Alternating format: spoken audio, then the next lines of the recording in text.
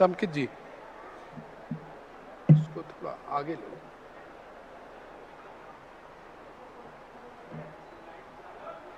जरा पकड़ना।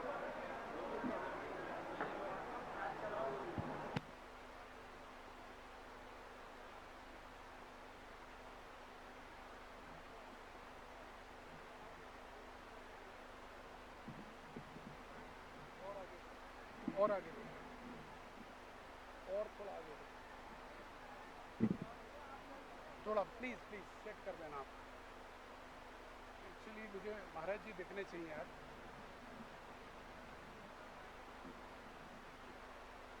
है कि नहीं, मुझे बताया ना।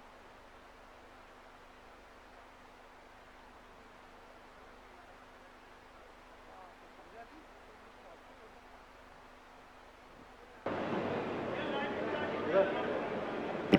आप सभी का बहुत बहुत स्वागत और अभिनंदन। आगरा नगर में पूज्य गुरुदेव सुधा सागर जी महाराज के मंगल सानिध्य में इस समय श्रावक संस्कार शिक्षण शिविर चल रहा है। और साथियों, प्रथम दिन से इस शिविर में धूम मची हुई है। हजारों हजारों शिविरार्थी लगभग 18 राज्यों से यहाँ पर आए हुए हैं। और अभी प्रवचनों का समय है। कुछ ही देर में हम प्रवचन प्रारंभ करेंगे, क्योंकि पूजन अभी समापन होकर चुकी है और यहाँ प्रवचनों का समय है। हम सभी से अनुरोध करना चाहेंगे, शिविरार्थियों से व्यवस्थित होकर यहाँ पंडाल में बैठेंगे, जिससे हम अपनी आज का ये सभा प्रारंभ कर सकें। एक बार पुनः सबको याद दिला दें, अगर अभी तक आपने भक्ति कलश स्थापित नहीं कराया है अपने द्वारा या अपने परिवार के द्वारा, अवश्य एक भक्ति कलश जिसकी राशि 1,11,000 रुपये मात्र है, वो अवश्य कराइएगा। अगर आप चाहते हैं कि शांति धारा रोज पूज्य गुरुदेव के श्रीमुख से पर्वों के दिनों में हो, 2,21,000 रुपये देकर और ये 10-11 दिन तक लगातार आपके नाम से शांति धारा कराई जा सकती है। आप हमारे हेल्पलाइन नंबर जो स्क्रीन के नीचे चल रहा है, आदिनाथ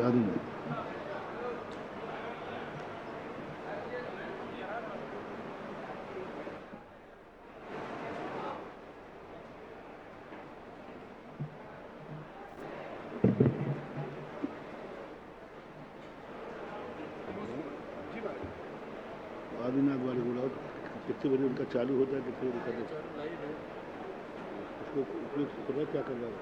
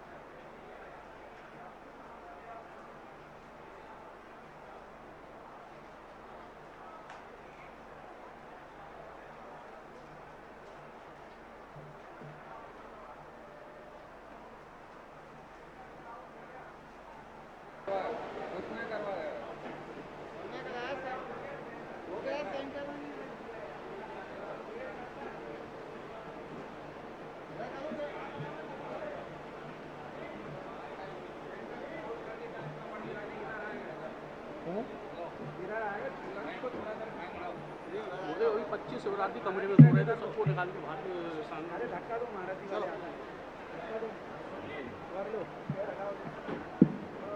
पुनः एक बार सभी का स्वागत और अभिनंदन। सभी शिविरार्थियों से अनुरोध, कृपया व्यवस्थित होकर अपना स्थान लेना प्रारंभ करें। पूज्य गुरुदेव के प्रवचन अति शीघ्र हम प्रारंभ करने जा रहे हैं। आपसे अनुरोध है, कृपया करके सभी लोग अपना अपना स्थान ग्रहण करें। ये सीधा प्रसारण आप देख पा रहे हैं आगरा के एमडी जन इंटर कॉलेज से, चिनवाणी चैनल, आदिनाथ चैनल, पुण्योदय चैनल और सुधा कलश चैनल के माध्यम से पूरे देश में करोड़ों लोग, विदेश में मिलाकर करोड़ों लोग इस कार्यक्रम को सीधा देख रहे हैं। सभी का हार्दिक स्वागत और अभिनंदन। आपके इंतज़ार की घड़ियां कुछ ही देर में समाप्त होने वाली हैं, क्योंकि बहुत ही सुंदर पूजन अभी अभी संपन्न हुई है और पूजन के उपरांत सीधे प्रवचन प्रारंभ होंगे। मैं अपने स्टूडियो से अनुरोध करना चाहूँगा, अगर पूजन के टेक्स दिखा सके इस बीच में, तो हमारे दर्शकों को पूजन के टेक्स दिखा दें, जिससे आज की भव्य पूजन किस प्रकार से हुई है वो आप सब देख सकें।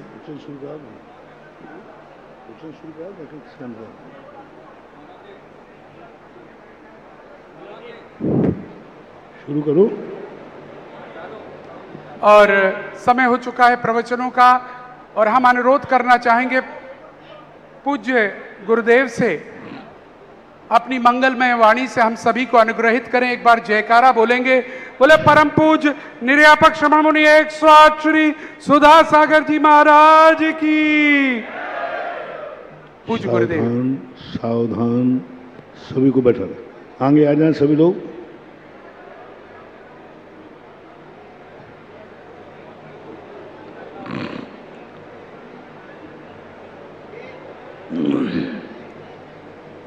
जय श्री ओम नमः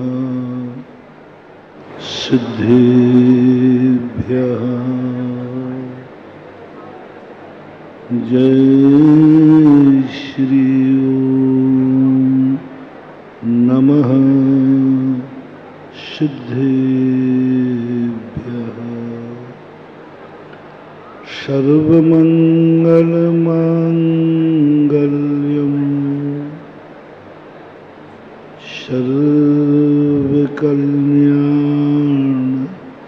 सर्वकल्याणकारकं प्रधानं सर्वधर्माणां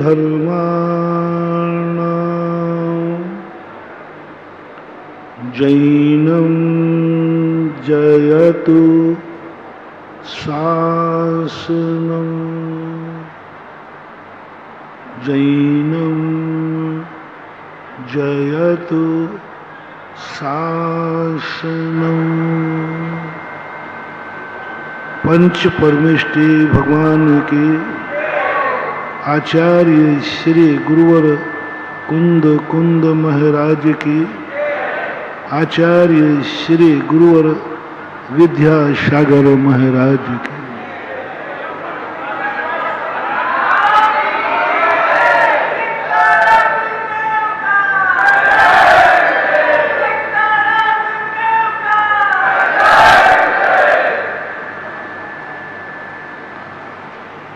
कल अपन ने निर्णय किया था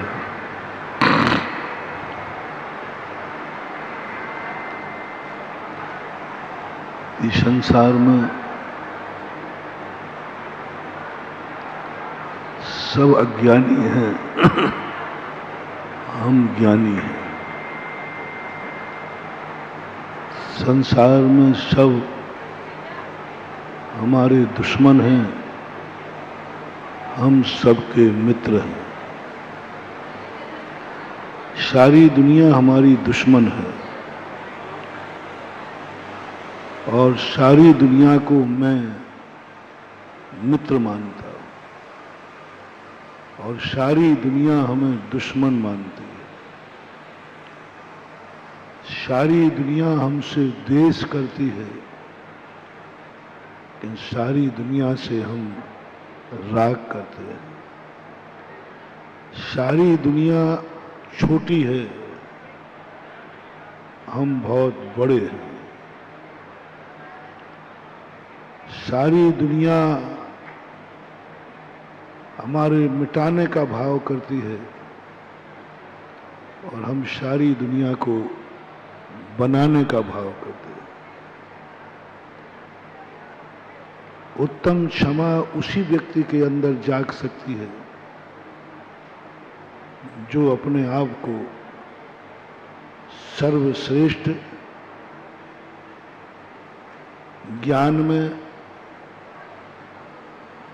ध्यान में, विवेक में, धन दौलत में, सब तरफ से मैं ज्येष्ठ हूं, श्रेष्ठ हूं। मेरा मन श्रेष्ठ है, मेरा वचन श्रेष्ठ है, मेरी काया श्रेष्ठ है, मेरे संपूर्ण कार्य श्रेष्ठ हैं। मैं संसार का सबसे बड़ा ज्ञानी आदमी हूं। ऐसी एक उपादान शक्ति जिसमें जागती है, एक ऐसी उपादान शक्ति होती है जो दुनिया में व्यक्ति किसी वस्तु को हितकारी नहीं मानता। सब व्यक्ति मेरा बुरा विचारने वाले हैं, सब व्यक्ति बुरा विचारने वाले। इस दुनिया में कोई भी वस्तु, कोई भी व्यक्ति नहीं है जो मेरा हित चाहता हो, मेरे संबंध में कुछ अच्छा करता हो। हर चीज मेरा बुरा करने पर तुली है। एक चिंतन करो, दुनिया को एकदम इडियट, मूर्ख सिद्ध कर दो। दुनिया को एकदम देख लो, ये कुछ भी नहीं है, सब विवेकहीन। मैं सर्वश्रेष्ठ हूं, ज्ञानी हूं। मेरे बराबर ज्ञान किसी को नहीं। मैं विवेकवान हूं, मेरे में सारी योग्यताएं हैं। अब इन दो का मिलन होना है, इन सारों के साथ मिलना है। मैं दुश्मन को मित्र देख रहा हूं और सामने वाला मुझे दुश्मन मान रहा है, और दोनों को एक ही पंडाल में बैठना है, एक ही जाजम पर बैठना है। वो शुद्ध अज्ञानी है, हम शुद्ध ज्ञानी हैं, और दोनों को एक साथ संबंध जोड़ना है। सामने वाला अच्छे बुरे का ज्ञान नहीं रखता और मैं सदा विवेकवान हूं, अच्छे बुरे का ज्ञान रखता हूं। दोनों को दोस्त बनना है। कल का दिन बड़े मजेदार था, लेकिन बहुत कठिन था, बहुत कठिन था। यदि थोड़ी से कल के दिन की यदि अपन अंतर चेतना में उतारें तो हम बहुत बड़े हो जाते हैं। दुनिया सब छोटी हो जाती है। कल जिस व्यक्ति ने किसी सामने वाले को क्षमा कर दिया, क्षमा करने वाला संसार में सर्वश्रेष्ठ होता है। क्षमा करने वाला सबसे बड़ा ज्ञानी होता है, विवेकवान होता है। जितना बड़ा होगा, जितना बड़ा होगा, अब कितने बड़े तुम्हें बनना है वो आपको निर्णय करना है कि आप कितने दुश्मन आपके हैं जो आपका नाश करते हैं और आप उनके हित में सोचते हैं। 24 घंटे मैंने आपको दिए थे यह सोचने के लिए कि हर व्यक्ति को अपनी जिंदगी में किसी दुश्मन को मित्र बनाना है, किसी दुश्मन को मित्र बनाना, किसी दुश्मन को मित्र की दृष्टि से देखना है, किसी दुश्मन का मित्र के समान सहयोग करना है। किसी क्यों भाई इतने जोर से क्यों चिल्ला रहे हो? समझ में नहीं आ रहा है? प्रवचन चालू हो चुका है।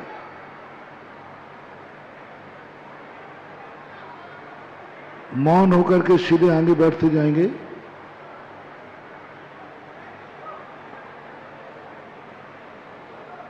और वहीं रास्ते में वॉलेंटियर खड़े हो जाएं, 2-3 जो वॉलेंटियर बैठे हैं खड़े होकर कहें सब मौन होके जाएं।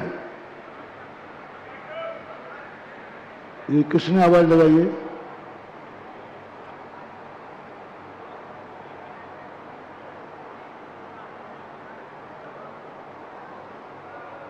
तो कल हमने कहा था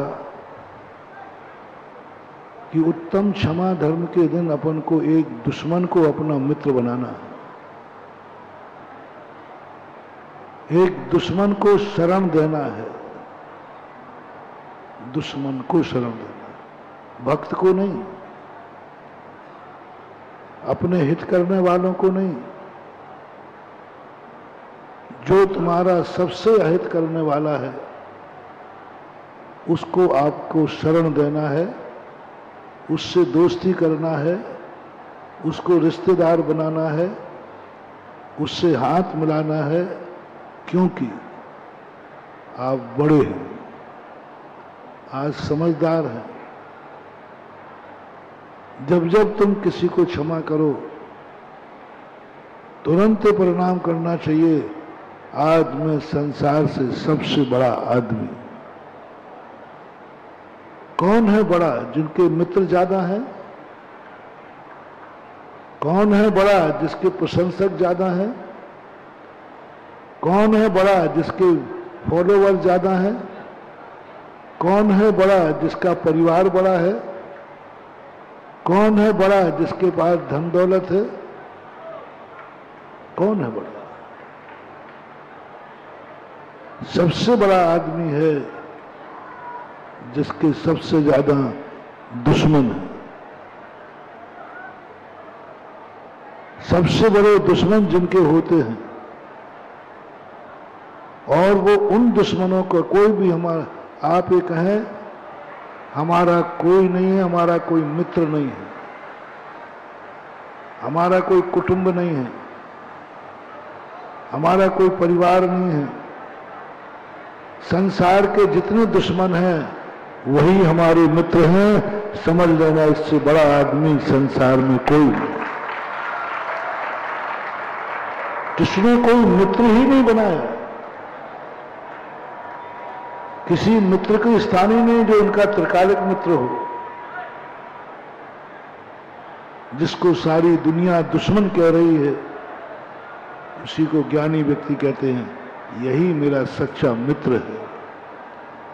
उसे मित्रवत व्यवहार करते हैं। कल मैंने कई उदाहरण दिए थे।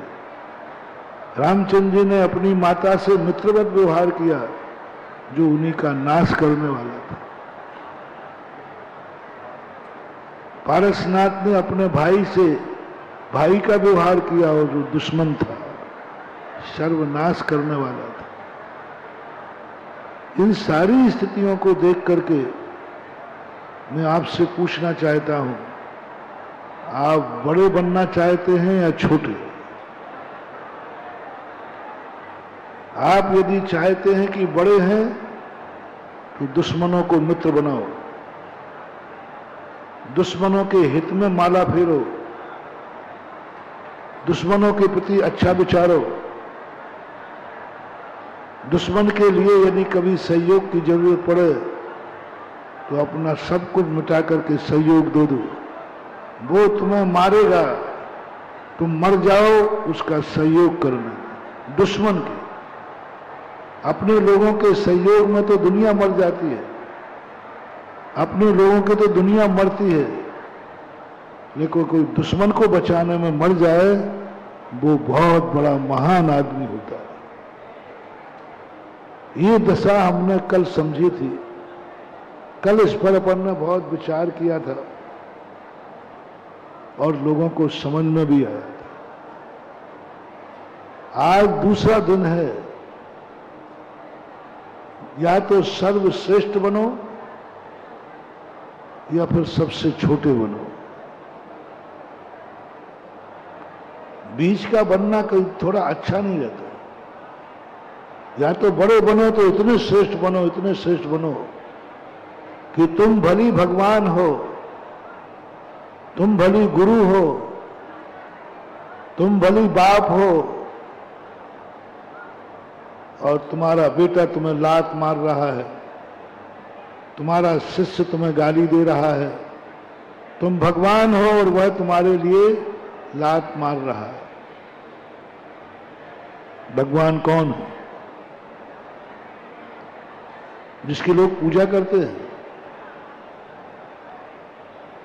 भगवान कौन है? जिसको लोग अर्घ चढ़ाते हैं, जिसके लिए मंदिर बनाते हैं? नहीं, भगवान वह है कि उसके साथ दुनिया कितना भी दुर्व्यवहार करे, भगवान सदा उसके साथ सद्व्यवहार करता है, कभी भी विनाश नहीं करता। उसने कितना भी नाश कर दो, उसके मन में भी परिणाम नहीं आता। भगवान को गाली सुन मन खेद न आनो। भगवान को गालियां देने वाले हैं। जैन दर्शन का भगवान, कितनी भक्ति करो, वो भक्तों के संबंध में ज्यादा नहीं विचारता। उसको जब भाव आता है कि मैं भगवान हूं कि नहीं, वो सोचता है कि मुझे लोग कितनी गालियां दे रहे हैं, कितने गालियां दे रहे हैं। यह पेड़ किसका है? बबूल का है कि आम का है? हम कुछ नहीं जानते। देखो, अभी बैठने वाले भी बातें कर रहे हैं, बैठ चुके वो बातें कर रहे हैं, आने वाली तो बात अलग है। ओम शांति। थोड़ा आगे खिसक जाए 1 मिनट के लिए। सब लोग अपनी अपनी जगह, आगे पीछे जगह नहीं छोड़े। किसका है उनको?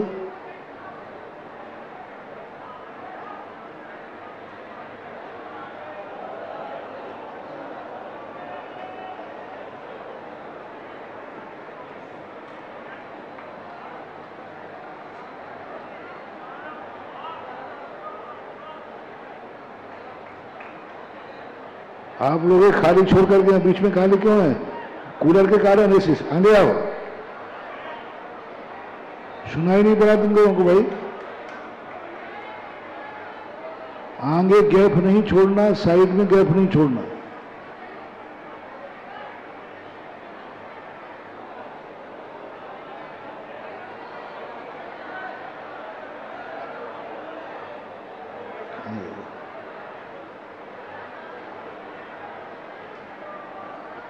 देखो, अभी आगे खाली पड़ा है।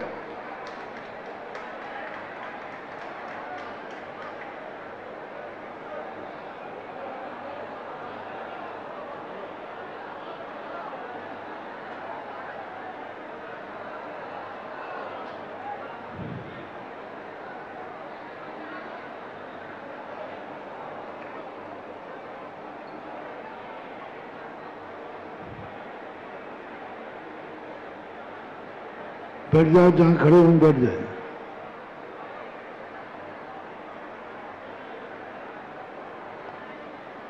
ओम शांति। जो बैठे हैं वो चुप हो जाएं कम से कम। ओम शांति शांति।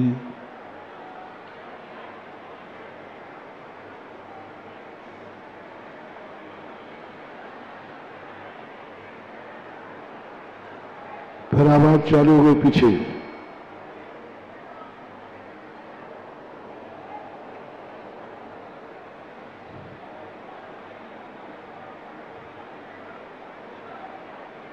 एक जंगल था और एक व्यक्ति विदेशी था। उसको भूख लगती है, वो कुछ भी नहीं जानता। आवाज नहीं जा रही है?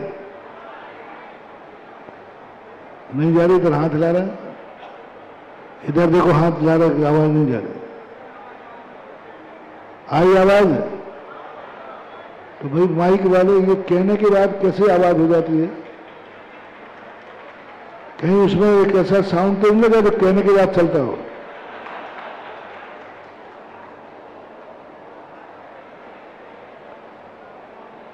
वह व्यक्ति कुछ फल खाना चाहता था, लेकिन वो किसी भी संबंध में कुछ ज्ञान नहीं रखता था। उसको पता नहीं था कि कौन सा फल खाएं, इसमें कौन सा फल खाने योग्य है। वो निर्णय नहीं कर पा रहा था क्योंकि वो कुछ जानता नहीं था।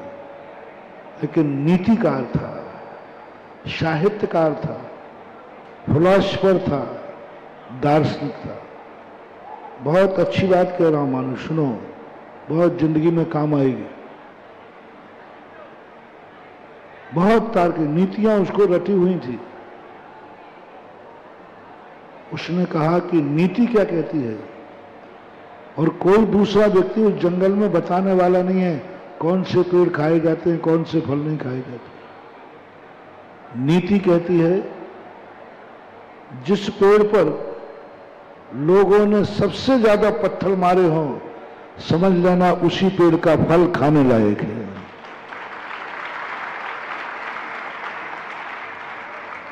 और जिस पेड़ पर किसी ने पत्थर बिल्कुल भी नहीं मारा हो, उस पेड़ का फल खाने लायक नहीं है।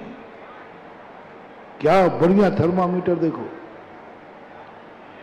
कितना बढ़िया थर्मामीटर मिला। नीति ने कहा कि जिस पेड़ के नीचे सबसे ज्यादा पत्थर पड़े हैं, पत्ते छिलके छिल गए हैं, इस पेड़ पर लोगों ने सबसे ज्यादा पत्थर मारे हैं, क्योंकि यह पेड़ मीठा था, आम का था, खाने योग्य रहा। बाजू में नीम के बबूल के पेड़ लगे थे, उनके नीचे एक भी पत्थर नहीं मिला।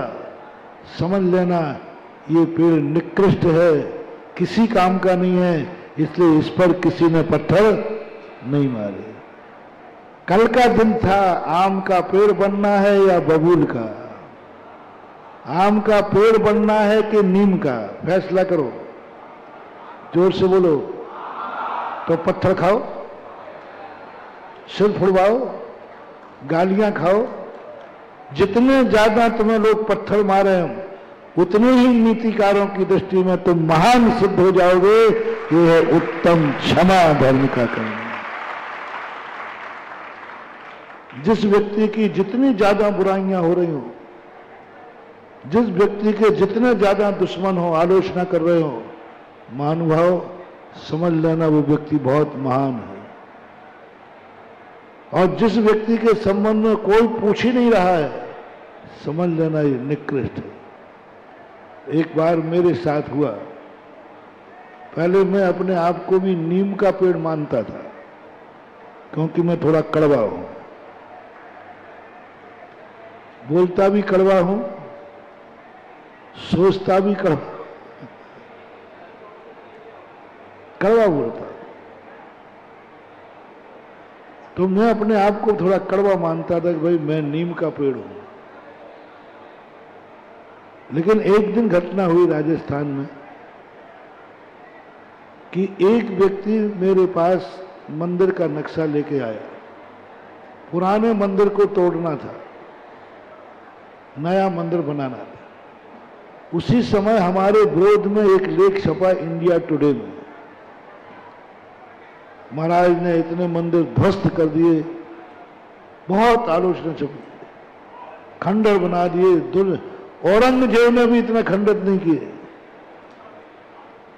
जितने महाराज ने करे, खूब जम की। और मेरे सामने इंडिया टुडे रखा हुआ था, और उसी समय वो सज्जन आए, बोले महाराज हमारा अपना मंदिर तोड़ के बना रहा है। मैंने कि तुमने गलत नंबर डायल किया। मैंने कि ये पढ़ो क्या लिखा है, तुम भी इंडिया टुडे में आ जाओगे, तुम भी शामिल हो जाओगे। देखो इसमें मेरी बुराई लिखी है, मुझे क्या क्या टाइटल दिए हैं, कितनी आलोचना की है। भाग जाओ, मेरे पास मत आओ। तो मैं कह रहा हूं देखो इसको, देखो इसको, देखो इसको। वो देख ही नहीं रहा। मैंने कहा मैं कह रहा हूं इंडिया टुडे का लेख पढ़ो पहले, फिर मेरे से मंदिर तोड़ करके बनाने की बात करना। पहले इसको पढ़ो क्या लिखा। वो पढ़ ही नहीं रहा। मैंने कहा मैं जो कह रहा हूं वो तुम क्यों नहीं सुन रहे हो। बोले महाराज जो आप पढ़ा रहे हो ना वो मैं पढ़ के आया हूं। बोले मैं कभी नहीं जानता था, मुझे आपका कोई नाम नहीं था मेरे पास। इंडिया टुडे में जो लेख पढ़ा, जो आलोचना पढ़ी, तो वो वकील साहब थे।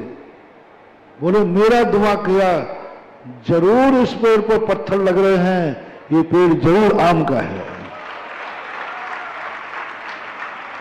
क्योंकि आलोचना उसी की होती है जो गुणवान होता है। गुणहीनों की कोई आलोचना नहीं करता, कचड़े में डाल देता है, अरे उसकी क्या बात करना। किसी पापी गुणहीन की कोई चर्चा करे तो अपन कहे अरे क्या उसकी चर्चा करना, समय खराब करना, वो तो ऐसा है ही। किसी अच्छे आदमी की आलोचना करते लोग, अच्छा उसकी बात कर रहे हैं आप। तो ये जो आपका आलोचना का लेख है, मैं 3 बार पढ़ के आया हूं, और पढ़ने के बाद मेरी आत्मा ने कहा चूक मत जाओ, बस यही सच्चा आम का पेड़ है, और हम पूरी कमेटी को लेके आए हैं इसी लेख के कारण, आपकी ख्याति के कारण। उस दिन मुझे लगा कि मैं नीम का नहीं आम का पेड़ हूं, क्योंकि मेरे दुश्मन ज्यादा हैं, मित्र कम है। मेरी आलोचना ज्यादा होती है, कुछ भी काम करो आलोचना होती है। उसी समय जब किसी चीज की, मेरे कार्य की आलोचना होती है, तुरंत मैं अपने आप को कहता हूं वारे सुधा सागर आम, मैं वो आम का पेड़ हूं जहां मीठे फल मिलते, क्योंकि इस आम पर ज्यादा पत्थर पड़ते हैं। वो जंगल में घूमने वाले नीतिकार ने बस कुछ नहीं देखा, सब पेड़ों के नीचे जाता और पत्थरों को देखता, ये पत्थर फेंके हुए हैं, ये पत्थर मारे हुए हैं, ये डालियां टूटी हुई हैं, ये हवा से नहीं टूटी हैं, ये पत्थरों से टूटी हैं, ये इनके पत्ते फटे हुए हैं, ये हवाओं से नहीं फटे। बस उसने निर्णय कर लिया यही फल खाने लायक है, क्योंकि इसमें सबसे ज्यादा पत्थर मारे गए हैं। क्या थर्मामीटर दिया। कल का दिन मैं भी चिंतन करता रहा, मैंने कि आज का दिन भी ऐसा ही है कि तुम बड़े हो, रसाल हो, मीठे फल हो, बोलो तुम्हें कितने लोगों ने कितने पत्थर मारे, इसका हिसाब दो। मैं बड़ा हूं, मैं ये हूं, ये सब छोड़ो, आपको कितने लोगों ने गालियां दी हैं, कितने लोगों ने पत्थर मारे हैं, कितने लोगों ने आपका आयस नाश किया है, कितने लोगों ने आपके प्रति बुरे भाव किए हैं। जितना तुमने किए हो, समझ लेना तुम उतने ही अच्छे इंसान हो। कल क्षमा करना थी, दुश्मन चाहिए मुझे जो मुझे गालियां देवे, दुश्मन चाहिए मुझे जो मेरी बुराई करे, दुश्मन चाहिए मुझे जो मेरा बुरा विचारे, दुश्मन चाहिए जो मेरी आलोचना करे, और मैं क्षमा करूं। आलोचना करने मार से नहीं, दूसरा पक्ष होना। सबसे बड़ा मेरा नाश करने वाला दुश्मन हो, मौका मिले तो अभाग्य समझना महानुभाव। कभी कोई परम दुश्मन तुम्हें मिले, यदि तुम्हारी जिंदगी में कोई दुश्मन हो, बड़भागी होगे तो जरूर दुश्मन होगा, और दुर्भागी होगे तो कोई दुश्मन नहीं होगा।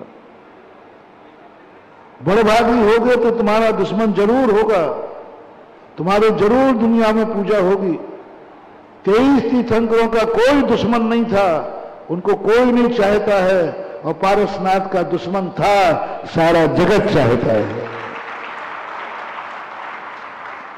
मैंने पारसनाथ और 24 तीर्थंकरों का कंपेयर किया। जब 24 ही बैठती है तो सबसे ज्यादा लोग पारसनाथ को चाहते हैं। संसार में सबसे ज्यादा पारसनाथ की मूर्तियां हैं। पारसनाथ के प्रति गजब, सब तरफ से पारसनाथ प्लस में है। पारसनाथ का एक दिन होता है रवि व्रत। पारसनाथ को सब दुनिया चाहती है। मैंने कहा पारसनाथ भगवान आप में क्या ज्यादा है जो अजितनाथ में नहीं है। जो संभवनाथ में नहीं है, जो पुष्पदंत में नहीं है। सब मैंने पूरे तीर्थंकरों का तुलना की, सारे तीर्थंकरों में बराबर मिला, कुछ भी एक किंचित मात्र भी अंतर नहीं। सबका अनंत चतुष्टय एक समान था, सबके 34 अतिशय थे, सबके पंच कल्याणक थे, सबका अनंत चतुष्टय था, सबका वही 46 जो गुण होते हैं वे सब में बराबर थे। फिर मैंने कही पार्ष प्रभु मामला क्या है? कुछ नहीं मिला, सब में मात्र एक चीज मिली कि किसी तीर्थंकर के दुश्मन नहीं थे और उनके दुश्मन ज्यादा थे, बस एक चीज ज्यादा थी। किसी भी तीर्थंकर ने 10 भाव तक उपसर्ग सहन नहीं किया, किसी भी तीर्थंकर के साथ कोई बैरी 10 भाव तक पीछे नहीं पड़ा, एक ही बैरी पूरे तीर्थंकरों के 10-10 भाव पड़ गया। कोई भी तीर्थंकर नहीं जिसके 10 भाव से एक ही बैरी जिनके पीछे पड़ा, एक पक्षी बैर 10 भाव से किसी का नहीं हुआ। तब मैंने खोजा कि ओहो पार्ष प्रभु, आपके पास सबसे बड़ी महानता का लक्षण है कि आपके साथ 10 भाव का बैरी है और बैरी ने तुम्हारे लिए महान बना दिया। दूसरा एक मोटिवेशन दे रहा हूं, पारसनाथ ही संकट मोचक क्यों? उन भगवानों के लिए आप संकट दूर नहीं होगा जिन भगवानों की जिंदगी में कभी कोई संकट नहीं आया हो। उन भगवानों के नाम लेने से संकट दूर नहीं हुआ जिनको कभी संकट ही नहीं आया हो।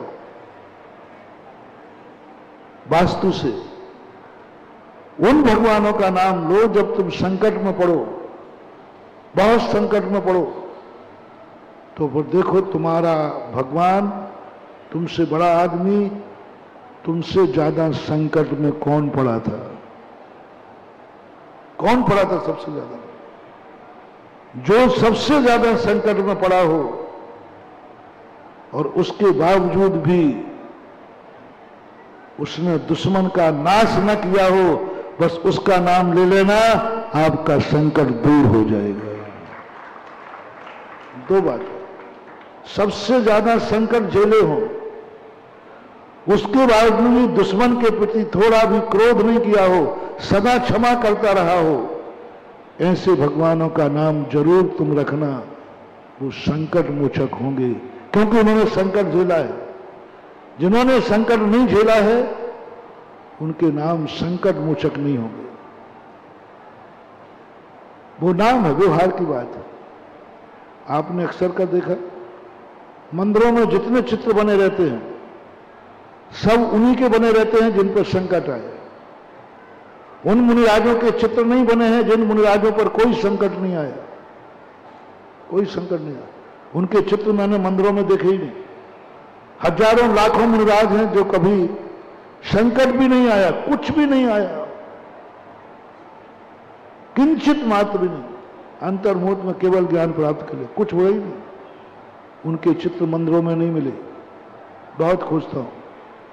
उनके चित्र मिले जिन पर दारुण दुख हुआ, शेरनी खा गई, श्यालनी खा गई, घानी में पेल दिया, 700 मुनियों का रक्षाबंधन में दुर्व्यवहार किया। सारे वही चित्र मंदिर में क्यों बनाए जाते हैं? उन्हीं पर कथाएं क्यों लिखी जाती हैं?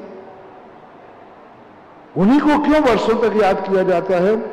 किसी सुखी मुनिराज नहीं थे क्या जिनके जीवन में कोई उपसर्ग ही नहीं आया? उनके नाम शास्त्रों में गायब कर दिए, उनके नाम शास्त्रों में नहीं मिलते हैं, उनके संबंध में कोई चित्र नहीं बनाता। बहुत सारी सतियां हुई हैं जिनके ऊपर कोई संकट नहीं आया, उनके चित्र मंदिरों में नहीं बनते। उन्हीं के बनेंगे जिनको अग्नि में डाला गया, उन्हीं के बनेंगे जिनको सांप से मारवाने का भाव किया गया, उन्हीं के बनेंगे जिनको फांसी दी गई, उन्हीं के चित्र बने। जिन सतियों की जिंदगी में दारुण दुख आए उन्हीं के मंदिरों में चित्र बनते। सिद्ध चक्र मंडल प्रधान करने वाली और भी रानियां हुई हैं, लेकिन उसी का बनाएंगे जिसको मैना सुंदरी को कोड़ी पति मिला। नारी को इससे बड़ा संकट क्या होगा? विवाह के समय कोड़ी पति, उसी का चित्र बनाया। मैंने कही कोई अच्छी नारियां भी हुई होंगी, अच्छी महारानियों ने भी सिद्ध चक्र मंडल विधान किया होगा, लेकिन नहीं बनाया। अच्छे श्रावक भी हुए होंगे, लेकिन नहीं, जिन्होंने कष्ट उठाए, जिन्होंने बहुत कष्ट उठाए। भरत की मूर्ति नहीं बनाते लोग, वो तो बाहुबली के साथ मैचिंग करना है इसलिए बैठा देते हैं। भारत में बताओ अकेली भारत की मूर्ति कहां बनी है अच्छी विशाल? बाहुबली की बनी है। क्यों? बाहुबली ने कष्ट उठाए, उनके ऊपर सांप चढ़े, बिच्छू चढ़े, वामी बनी है ना। दुनिया की पसंद क्या है? दुनिया किन महाराजों को पसंद करती है? जो जिंदगी में कष्टों पर कष्ट उठाएं, जिनके ऊपर सांप चढ़े, बेलें चढ़ जाएं, वामी बन जाएं, वो महाराज तुम्हें पसंद हैं। और जिन महाराज पर कोई संकट नहीं आता, उनका कहता हाँ ठीक है। भरत को कोई नहीं पूछता, एक अंतर्मुख में केवल ज्ञान प्राप्त किया। किंचित मात्र भी भरत ने कष्ट नहीं उठाया, किंचित मात्र भी। एक अंतर्मुख में केवल ज्ञान हो गया। अब पता नहीं उन्होंने दोपहर में दीक्षा ली थी, कल सुबह नाश्ता करके आ गए हो। एक दिन का उपवास नहीं किया भरत ने। मुनि की बात कर रहा हूं, गृहस्थ अवस्था में तो किए। मुनि अवस्था में एक 24 घंटे भी उपवास नहीं, मच्छर काटा नहीं, उपसर्ग हुआ नहीं, गाली दी नहीं, कुछ तो सहन नहीं। 22 परिसरों में एक परिसर भी सहन नहीं किया, एक भी परिसर, कोई उपसर्ग नहीं। क्योंकि दीक्षा लेते ही, केस लॉन्च करते तुरंत ही केवल ज्ञान प्रकट हो गया। ऐसे को पूछना चाहिए, ऐसे को पूछना चाहिए, ऐसी की प्रशंसा होना चाहिए। नहीं,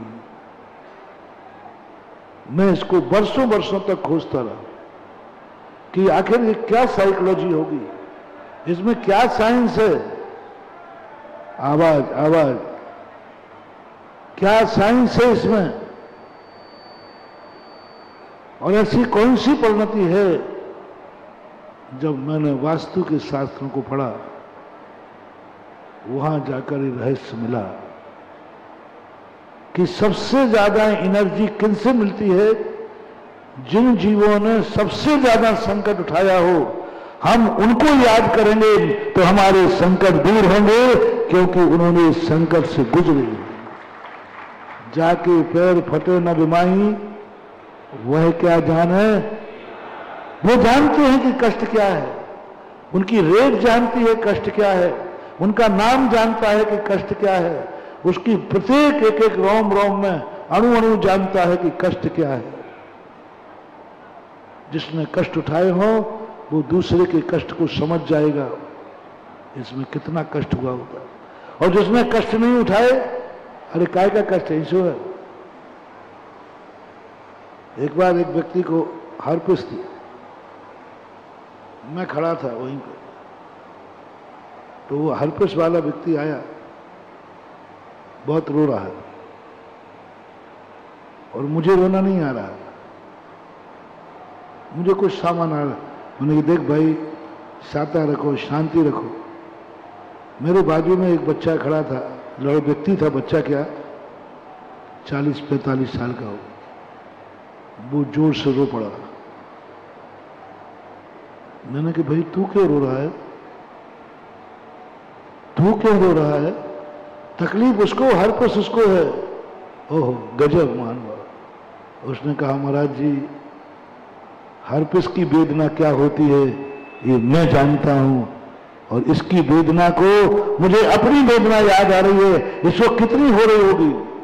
मैंने कि ओहो, मैं साधु, मैं करुणा निधान, मैं दयालु, और मेरे में इतनी दया नहीं आई, इतनी अनुकंपा नहीं जागी कि उसकी तड़फन को देखकर मेरी आंखें गीली हो जाएं, क्योंकि मुझे कभी हुई नहीं थी, इसलिए मुझे कोई विकल्प नहीं आया। लेकिन जिसको हुई थी वो रो पड़ा, बोले महाराज गजब।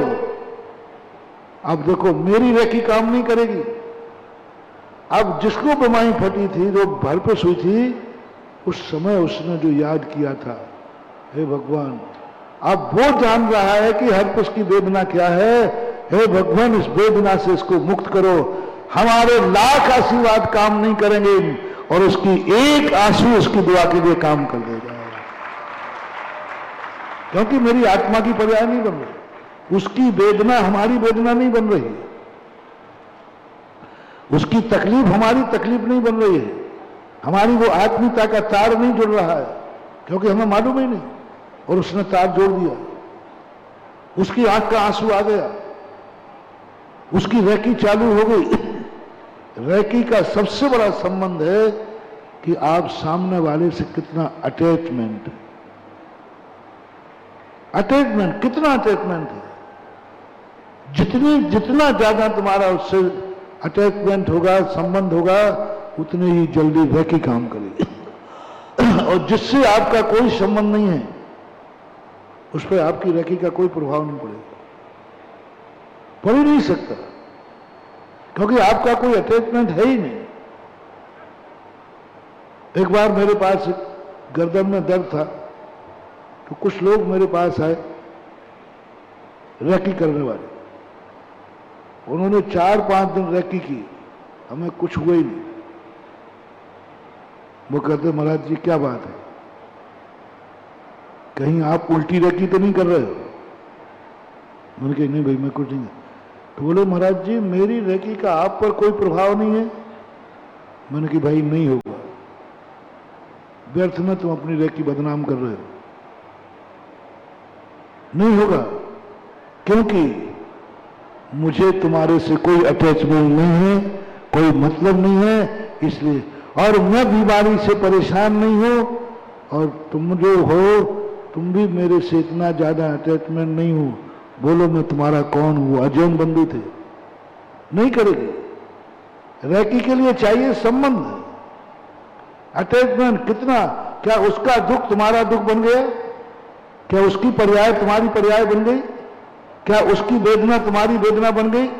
यदि तुम्हारी वेदना बन गई हो उस समय तुम रैकी दे दीजिए, उसको इतना रिलीफ मिलेगा जैसे उसने खुद में माला फेर ली हो, इतनी शांति मिलेगी। इसलिए मंदिरों में संकटों वाले बनाए जाते हैं, इनसे एनर्जी मिलती है, ताकत मिलती है। जब तुम कभी, हम लोग प्रयोग करते हैं, जब हम लोगों को मच्छर काटते हैं बहुत ज्यादा, बहुत परेशान हो जाते हैं, सामायिक बिगड़ने लग जाती है, किसी को याद करो कोई नहीं सुनता, नमोकार मंत्र पढ़ो कोई नहीं सुनता, कितना ही करो कुछ नहीं था। जबकि उसी समय जैसे ही सुकौशल महाराज का ध्यान करता हूं, मच्छर बैठे रह जाते हैं, सामायिक चालू हो जाती है। और महाराज उससे नहीं, जैसे ही सुकौशल महाराज का ध्यान किया और ध्यान कर लिया, सुकौशल महाराज को शेरनी खा रही है, लॉन्च के खा रही है, बस उनका ध्यान करो तो वे मच्छर काटते रह जाएंगे और तुम्हारी सामायिक में बिगड़ नहीं पड़ेगा। ये एनर्जी किसने दी? क्योंकि सुकौशल महाराज को शेरनी ने खाया था, वो एनर्जी में से। इसलिए जितने संकट वाले चित्र बनाए जाते ये वास्तु से ज्यादा एनर्जिस्ट होते हैं, इनसे एनर्जी ज्यादा मिलती है।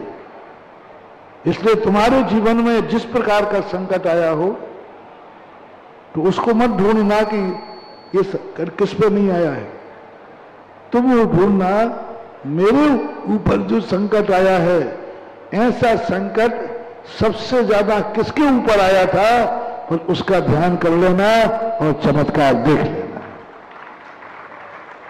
कोई सब प्रकार से, गरीबी का हो, बीमारी का हो, अपवाद का हो, गालियों का हो, दुश्मनों का हो, XYZ, कोई भी नकारात्मक शक्ति तुम्हारे जीवन में आई है तो तुम ये देखो क्या इससे पहले किसी महान व्यक्ति पर ये संकट आया है? उसका नाम देखो, किस पे संकट आया, उसी संबंधी देखना, अन्य संबंधी नहीं। बीमारी है तो देखो किस महान व्यक्ति को बीमारी आई थी।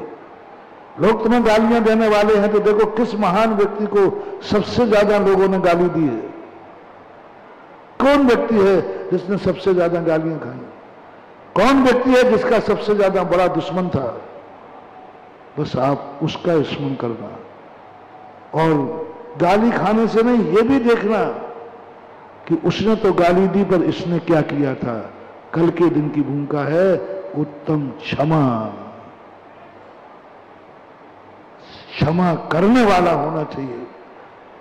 जितने चित्र थे ये सब दुश्मनों के कारण बने, लेकिन बने महान किस लिए बने कि इतने दुश्मनी करने के बाद भी उन्होंने उनको क्या कर दिया? क्षमा कर दिया। तो बड़ा बनना है। आज के बाद सब कल के पर्व को अपन थोड़ा सा छूते हुए चल रहे हैं। जिनको बड़ा बनना हो तो बस ये बताओ, हम पूछेंगे कि तुम्हें किसने कितने गालियां दी, तुम्हारे दुश्मन कितने हैं, तुम्हारे कितने पत्थर हैं, कितने लोग तुम्हारी बुराइयां करते हैं। इनकी संख्या बढ़ाते जाना और सब उनको क्षमा करते जाना। तुम दिन दूने रात चौगुने बड़े बनते जाओगे, दिन दूने रात चौगुने बढ़ते जाओगे। दुश्मनों की संख्या बढ़ाओ, और जब दुश्मनों की संख्या बढ़े तो खुशी मनाओ, आनंद मनाओ। किंचित मात्र उनके प्रति द्वेष नहीं लाना। आपका ऐसा निखार आएगा, ऐसा निखार आएगा कि दुश्मन भी दांतों तले उंगली दबा के रह जाएगा कि मैंने तो कल सोचा था इसका नाश कर दूं, ये तो और विकास हो गया। मैंने जितना इसको आगे नाश करने की सोची, जिसको हमने नीचे लाने की सोची, ये तो और ऊपर उठ रहा है, और ऊपर उठ रहा है, और ऊपर उठ रहा है। दुश्मन के अंदर ये सोचना है, और आपको ये भी सोचना है कोई मेरा कुछ नहीं बिगाड़ पा रहा है, क्योंकि मेरे ऊपर दूध होता है ना, दूध।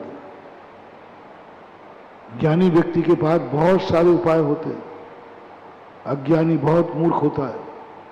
अज्ञानी के पास पैर नहीं होते, अज्ञानी हवा में उड़ता है, असत सतवान नहीं होता, वो मिथक होता है, कल्पना होती है। सत के पैर होते हैं, सत जमीन पे चलता है, उसकी ज्यादा नहीं होती। इसके बाद बहुत उपाय होते हैं। दूध है, दूसरे ने कहा, सबने देखा ये दूध स्वभाव से मीठा है, सभी लोग इसको पसंद करते हैं, सभी लोग दूध को शुभ मानते हैं। तो एक दिन खटाई ने कहा, खटाई शुभ नहीं होती है, निंदनीय होती है। तो एक व्यक्ति ने लिखा, दूध में खटाई डाल दी।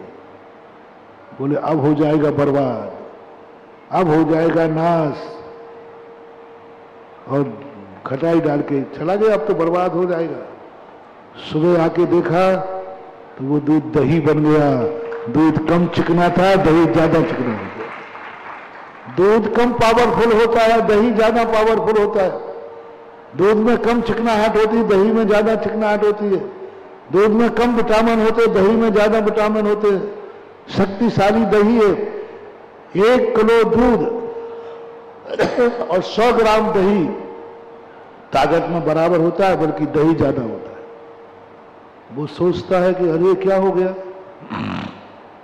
अहंकार क्या किया था उसने।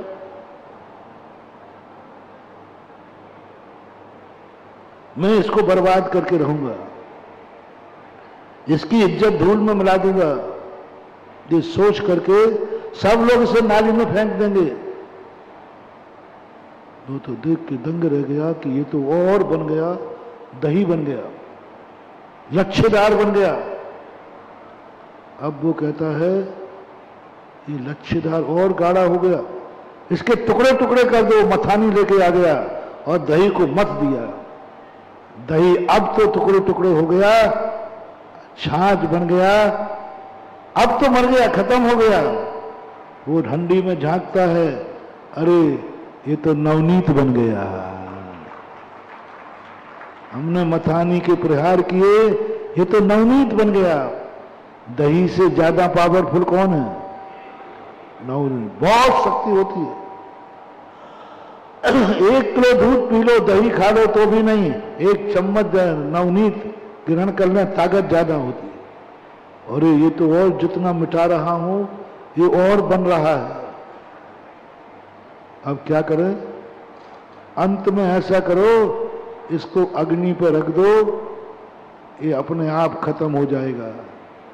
जैसे ही नवनीत को अग्नि पर रखा, सारा पानी उड़ गया और अब ऐसा घी बना कि उसकी कोई मर्यादा नहीं। अब मात्र एक चीज है जिसकी कोई मर्यादा नहीं, घी। कोई समय मर्यादा नहीं जब तक दुर्गंध नहीं आए। असीम कालीन मर्यादा।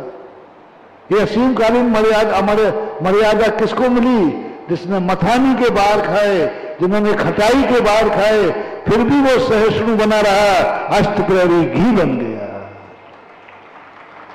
आज उत्तम मार्दव धर्म है।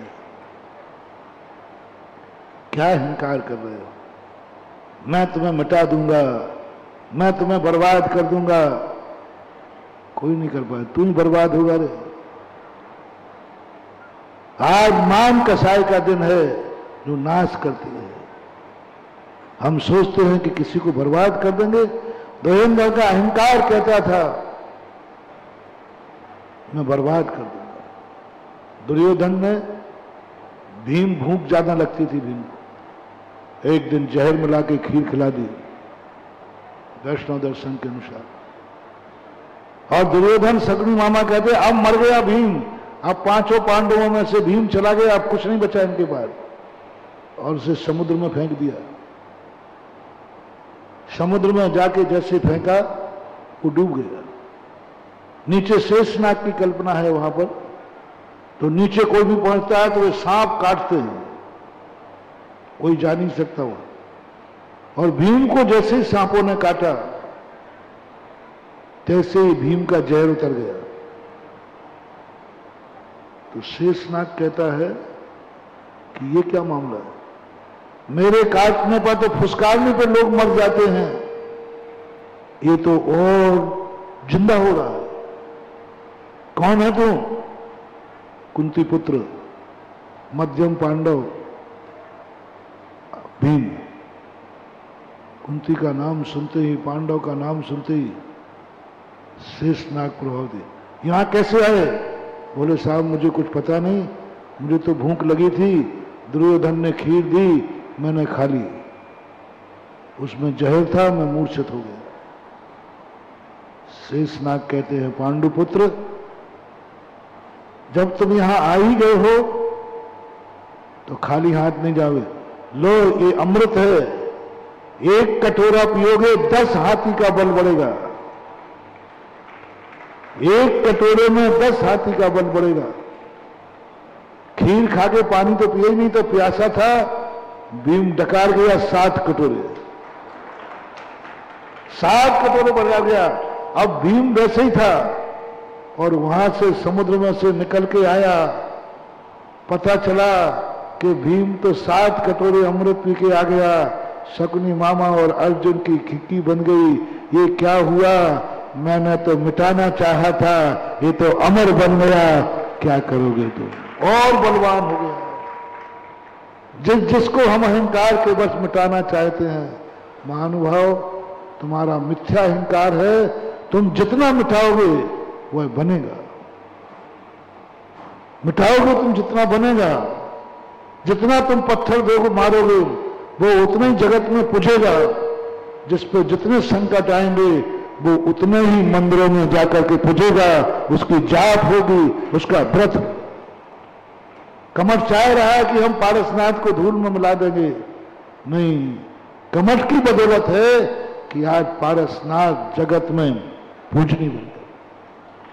आप देख लीजिए, रावण अहंकारी था, बोल शास्त्र में क्या करेंगे ये भूमि गोचरी,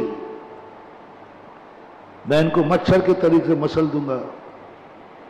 जितना जितना रावण राम को मिटाने के लिए आता है, उतने उतना राम का बल बढ़ता है, शक्ति बढ़ती है, एक से एक शक्ति बढ़ती गई। 9 राम होते हैं, 9 राम जैन आगम के अनुसार। 9 बलभद्र होते, उनको राम बोलते। 8 बलभद्रों का कोई नाम भी नहीं जानता। सब बलभद्र बराबर होते हैं। आल बलभद्र कोई नाम नहीं जानता। मेरे से मत पूछ लेना, शायद मैं भी नहीं बता पाऊंगा। एक का जानता हूं, कन्हैया के बलदाऊ, दो का तो है। और शेष बलरामों के नाम बराबर थे, बराबर शक्ति थी, बल्कि इनसे भी ज्यादा शक्तिमान थे वो। आज उनका दुनिया में नाम नहीं, कोई नाम नहीं, कोई पूछ नहीं रहा है।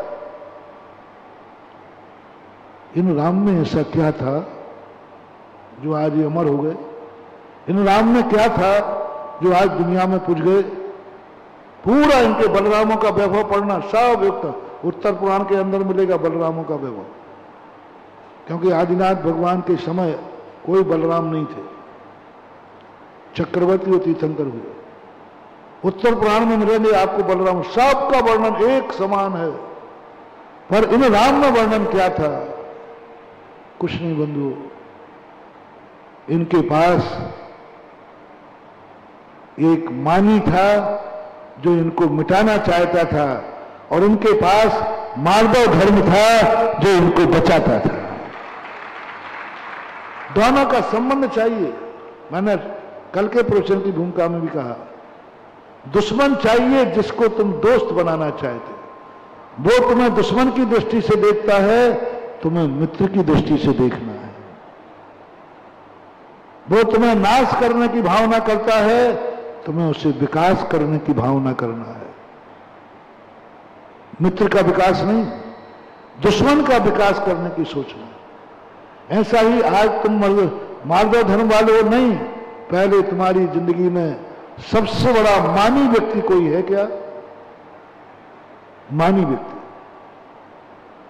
अहंकारी व्यक्ति, जो तुम्हें पैर की जूती समझता हो, जो तुम्हें पैर की धूली समझता हो, जो तुम्हें मच्छर पहलवान समझता हो, जो तुम्हारी जिंदगी कुछ भी नहीं समझता, तुम्हें कुछ भी नहीं। ऐसा एक अहंकारी व्यक्ति तुम्हारी जिंदगी में चाहिए। आज क्षमा करना नहीं है, आज क्षमा मांगना है। अभी प्रारंभ में कहा था ना, कल तुम्हें मानना था सारा संसार मूर्ख है, मैं ज्ञानी हूं। सारा संसार छोटा है, मैं बड़ा हूं, मैं विवेकी हूं। क्यों? मैं दुश्मन को क्षमा करता हूं। दुश्मन ने पत्थर मारे थे, मैंने एक किसी कहानी आती है क्षमा धर्म पे, कि एक व्यक्ति ने पत्थर मारे आम को, तो 2-4 आम के फल गिर गए। खा रहा था, इतने में बगीचा वाला आया, उसने इसको डंडे मारे, तूने आम कैसे तोड़े मेरे? 4-5 डंडे मारे और पकड़ करके राजा के पास ले गया। राजा साहब, इसने मेरे आम तोड़ के खाए। राजा साहब ने कहा इसको दंडित किया जाए। बोलो तुम्हारी कोई इच्छा है, कोई सफाई में कहना है? बोले साहब मैंने आम के तोड़ के खाए हैं, पक्का है, बस मुझे एक बार उसी आम के पेड़ के पास जाने का मौका दिया जाए। बोले क्यों? बोले जब जब मैंने उसको पत्थर मारा, उसने मुझे एक रसीला आम दिया, इसने जब जब मुझे डंडे मारे, मैं उसको कुछ नहीं दे पाया, इसलिए मैं उस पेड़ से भी गया भी था। पत्थर मारने वाले को मैं कुछ नहीं दे पाया। महान व्यक्ति का लक्षण, जो हमने शाम को कहा था ना, कौन है बड़ा? क्षमा बड़न को चाहिए, छोटन को कहा कछु हरि को गयो जो भृगु मारी लाल। भृगु ने हरि को लात मार दी। कैसे हैं ये भगवान? ये भगवान गुणवान थे, शक्तिमान थे, जगत कल्याणी थे। ये लक्षण बने होंगे, लेकिन सबसे बड़ा सशक्त लक्षण जो कबीर ने बनाया, क्या गजब की! भृगु ने हरि को लात मार दी, और प्रभु क्या कहते हैं? हरि पैर पकड़ करके, हे भृगुराज, तुम्हारे पैर में कहीं चोट तो नहीं लगी? क्योंकि हमारे सीने में हड्डियां मजबूत है। ये विकल्प नहीं आया कि इसने इतने जोर से लात मारी मेरे सीने में, उसका गम नहीं था उनको, उसका विकल्प नहीं था उनको। सीने में लात मारी कि मेरी कोई हड्डी नहीं टूट गई हो। उन महान व्यक्ति को यह विकल्प आया, कहीं भृगुराज के पैर में चोट तो नहीं लगी, और अपना दुशाला लेकर के प्रभु के पैर को दबाने लगे। जिसने लात मारी थी, महाराज के पैर दबाने की बात नहीं कर रहा हूं, महाराज के पैर दबाने की बात नहीं कर रहा हूं, मां बाप के पैर दबाने की बात नहीं कर रहा हूं। जिसने तुम्हें लात मारी है उसका पैर दबाने लग जाओ, कहीं तुझे चोट तो नहीं आई है। वो है महान, वो है हरि, वो है प्रभु। और आज यदि प्रभु न बन पाओ तो सबसे लघु बन जाओ। आज क्षमा करना नहीं है, आज क्षमा मांगना है। क्षमा मांगने में मान कसाय नष्ट होती है। क्षमा मांगने में अहंकार चूर होता है। मैं कैसे क्षमा मांगू, गलती कर दी तो कर दी, कठिन है। क्षमा मांगना, गलती करना उतना कठिन नहीं है। सबसे ज्यादा कठिन है गलती करने पर क्षमा नहीं मांगना। लघु बन जाओ। मार्दव धर्म वाला इतना लघु होता है, गलती नहीं भी हो तो भी वो क्षमा मांग लेता है। सबसे बड़ा मार्दव धर्म का उदाहरण पूज्यवर रविशरण महाराज ने श्री पद्म पुराण में दिया, विदेही का। सीता 16वें स्वर्ग में है। सिद्धांत के अनुसार नहीं जाना, कथा के अनुसार, शिक्षा के अनुसार जाना। सीता का जन्म हुआ 16वें स्वर्ग में प्रतिन्द्र, 22 सागर की आयु। रावण मर करके गया 7 तीसरे नरक, 7 सागर की लगभग आयु। सीता ने अवध ज्ञान से जाना, ओहो ऐसा मैंने मार्दव धर्म वाला व्यक्ति नहीं देखा। सीता क्षमा मांगने के लिए रावण के यहां पहुंच गई तीसरे नरक में। हे रावण, तुम मुझे क्षमा करना, मेरी बदौलत तुम्हें नरक मिला, मेरी बदौलत तुम्हारा नाश हुआ, मेरी बदौलत तुम्हारा अपयश हुआ, मेरी बदौलत तुम्हारी निंदा हुई। बताओ भैया सीता की कहां गलती थी? रावण कहता है, क्या बोल रही हो सीता, क्या बोल रही, तुम्हारी क्या गलती थी? गलती मेरी गलती थी, मेरी नीयत खराब हुई, मेरी बुद्धि मारी गई, मैंने अपहरण किया, मैंने तुम्हें दुख दिया, सारा कर्मों का पाप का भागीदार मैं हूं। सीता कहती है नहीं, आपकी आप जानो, मुझे बहुत गिलानी हो रही है, मैं क्षमा मांगने आई हूं, मुझे क्षमा कर दो, मेरे कारण से तुम्हारा नाश हुआ। आप बताओ भैया सीता की कहां गलती थी? मार्दव धर्म। तुम तो गलतियां करने के बाद भी झुकने को तैयार नहीं हो, गलतियां करने के बाद भी क्षमा मांगने को तैयार नहीं हो। आज का दिन प्रायश्चित का दिन है, आज का दिन प्रतिक्रमण का दिन है। उत्तम मार्दव धर्म, सबसे ज्यादा मार्दवता प्रतिक्रमण के समय आती है, जब कहता है आज अपनी आलोचना करना है। पापिष्टेन दुरात्मना जड़ दिया, माया विना लोभिना, राग द्वेष मली मसेन मनसा, दुष्कर्म यन निर्मितम। सारा जगत कह रहा है साधु परमेष्टि, परमेष्टि कह रहा है, परमेष्टि परम ज्योति विरागो विमलाकृति, परमेष्टि की परिभाषा है। सारा जगत मान रहा है 3 लोग पूज्य हैं। और मुनि महाराज प्रतिक्रमण करते समय कहते हैं, पाप इष्टेन दुरात्मना जड़ दिया। दुनिया कह रही है चलते फिरते सिद्ध हैं, दुनिया कह रही है कि चलते फिरते सिद्ध हैं, और साधु के अंदर मार्दव धर्म प्रकट होता है, और मार्दव धर्म कहता है पाप इष्टेन दुरात्मना जड़ दिया, माया विना लोभना। ये पंक्तियां पढ़ते ही कौन सा पाप कर रहा हूं, कौन सा पाप किया? कौन सी दुष्टता की? एक एक जीवों पर दया कर रहा हूं, कैसे बोल दूं? झूठे बोल दूं? बताओ भैया, कौन सा पाप कर रहा हूं? बताओ, आप बताओ भैया, हम मुनि महाराज लोग कौन सा पाप कर रहे? बताओ, गवाह दो ना, कोई पाप कर रहे क्या? बताओ, कौन सी दुष्टता कर रहे, कौन सी मायाचारी कर रहे, कौन सा लोभ कर रहे, कौन सा छल कपट कर रहे? कोई तो गवाह बताए।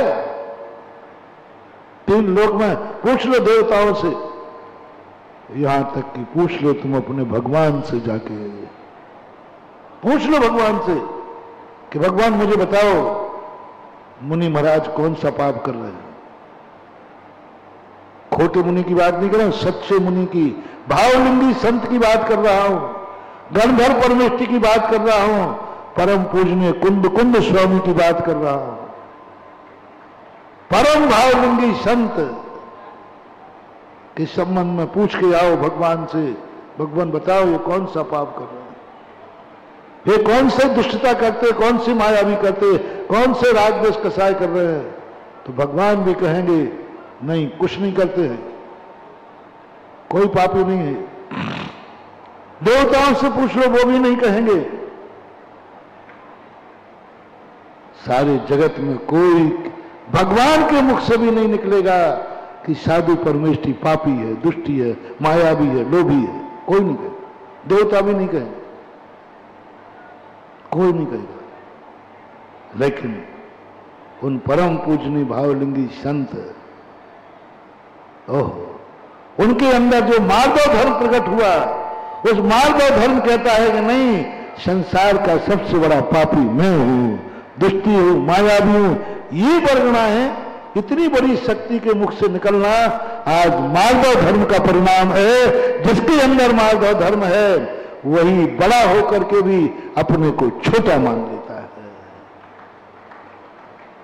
पापी नहीं है फिर भी पापी कह रहा है, दुष्टी नहीं है फिर भी दुष्टी कह रहा है, महान है फिर भी अपने आप को छोटा कह रहा है। मार्गव धर्म लघुता सिखाता है। गलती नहीं है फिर भी क्षमा मांगने को तैयार है। कोई गलती नहीं, कोई गलती नहीं की फिर भी प्रतिक्रमण करने बैठ गए, फिर भी प्रतिक्रमण करने बैठ गए। तस्मिच्छामि दुक्कडम, क्षमा करो। अरे गलती क्या की है? गलती करने पर क्षमा मांगना तो बात जमती है। प्रतिक्रमण में ऐसी ऐसी बातें लिखी हैं।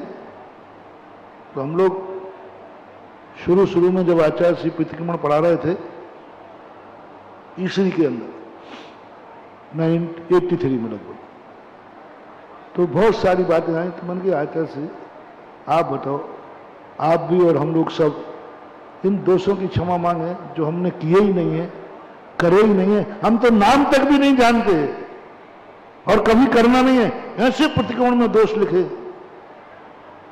मैंने ये दोष किया हो, मैंने ये पाप किया हो, मैंने मन से वचन से काया से किया हो। हद हो गई। अरे हमने कोई पाप ही नहीं किया फिर भी कबूल करता फिरूं। तो आचार्य ने कहा नहीं किया है, नहीं किया है, क्षमा मांगने में क्या घट जाएगा? तुमने गलती नहीं की है, हाथ जोड़ने में क्या बन जाए, क्या घट जाएगा?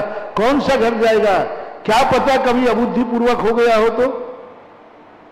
प्रतिक्रमण नहीं करने पर भी क्षमा मांगने में कोई घाटा नहीं है।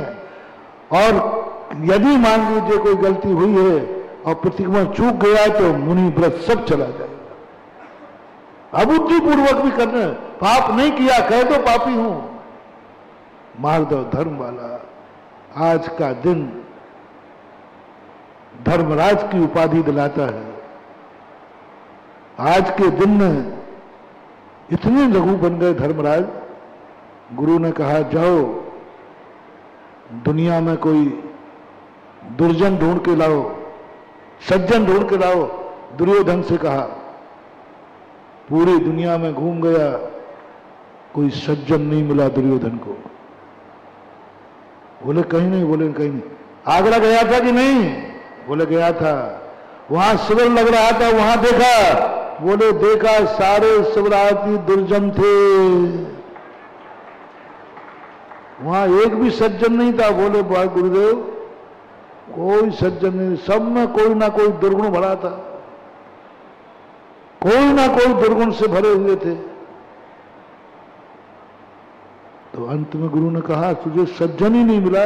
बोले गुरुदेव है ही नहीं कहीं सज्जन, अहंकार देखना। तो कहां सज्जन लाऊं? तो गुरुदेव यदि सज्जन चाहिए है तो मेरे से अच्छा आदमी कौन मिलेगा आपको? दुर्योधन गुरु के सामने कहता मेरे से अच्छा कौन है? जब जब तुम्हें ऐसा भाव आवे कि बड़ों के सामने मैं सबसे अच्छा आदमी हूं, सबसे अच्छा सिद्ध होना चाहता हूं, समझ लेना इसी का नाम दुर्योधन है। धर्मराज को कहा गया जाओ दुनिया में से एक दुर्जन ढूंढ के लाओ। सारी दुनिया ढूंढने के बाद गया, कोई दुर्जन नहीं मिला। दुनिया यही थी। वो भी आगरा आया था, वो भी शिविर में देख गया, लेकिन कहीं नहीं मिला। पूछा क्यों धर्म, क्यों युधिष्ठिर क्या बात है? आज्ञा का पालन तुमने भी नहीं किया। दुर्योधन ने आज्ञा का पालन नहीं किया कि वो एक सज्जन नहीं ला पाया, और तुम आज्ञाधारी, आज्ञानुवर्ती, मेरी आज्ञा का पालन नहीं हुआ, एक तुम दुर्जन ढूंढ के नहीं ला पाए। आगरा में नहीं मिला, ये सबसे बड़ी बात हुई। आगरा में दुर्जन नहीं मिला, ये तो एक बार और कह दूं, और उसमें अभी शिविर में कोई दुर्जन नहीं मिला, ये तो बहुत, क्योंकि एकाध तो बदमाश होगा शिविरार्थी जो निमियों को तोड़ता होगा, निमियों के लिए विपरीत भाव करता होगा, एकाध तो मिलेगा। बोले गुरुदेव एक भी नहीं, साफ बिल्कुल सज्जन ही सज्जन बैठे थे, हमें तो सब लोकांतिक देव लग रहे थे।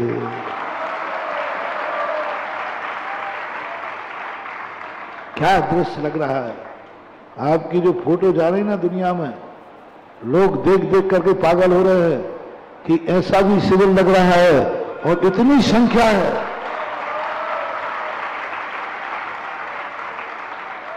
लोग ताज्जुब कर रहे, आपको तो छोड़ो, आपकी फोटो को नमस्कार कर रहे हैं। आप जब बाजार में निकल रहे हैं सड़कों पे, जैसे ही आप बसों में बैठते हैं उतरते हैं, अजैन लोग गाड़ी रोककर आपको हाथ जोड़ रहे हैं। वे ये नहीं जान रहे कि श्रावक जा रहे हैं, वे ये जान रहे हैं कि जैनियों के संत जा रहे हैं।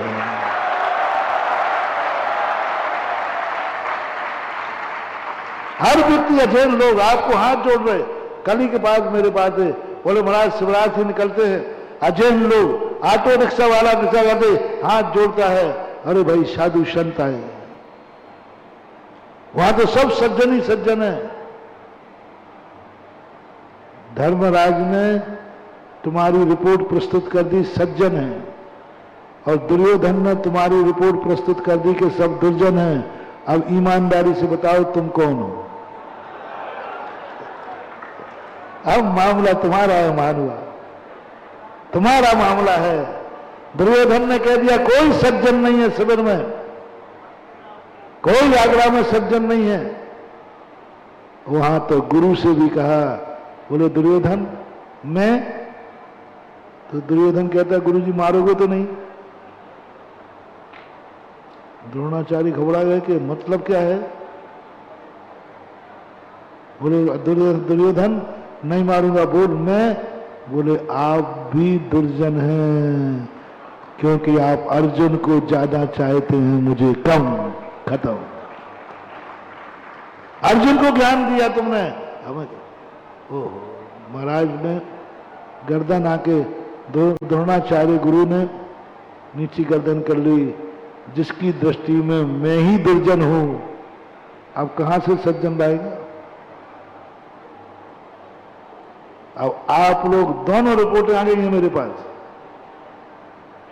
एक भी सज्जन नहीं है इस शिविर में,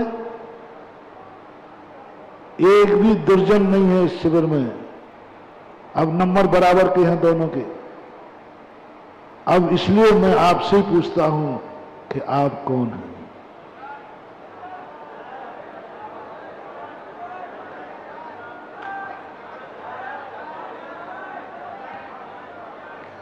कौन है आप लोग? सज्जन, दुर्जन? आधे दुर्जन आधे सज्जन ऐसा मान लो तो फिर किस तरफ के दुर्जन किस तरफ के सज्जन? आत्मा से बोलो, कौन हो तुम? क्या बोला? दुर्जन है, सज्जन है। ऊपर ऊपर से मत बोलना, अंदर की बात है, आत्मा की पर्याय की बात है। तुम्हारी दोनों रिपोर्टें हैं और तुमसे पूछा जा रहा है तुम कौन हो? तुम कौन हो? अंदर से पूछो, अंदर से आवाज लगाओ, आत्मा की पर्याय बनाओ, शब्दों में नहीं, अंदर चेतना से बोलो, तुम कौन हो? दुर्जन। तो मैं समझ गया कि आज तुम्हें मार्दव धर्म समझ में आ गया।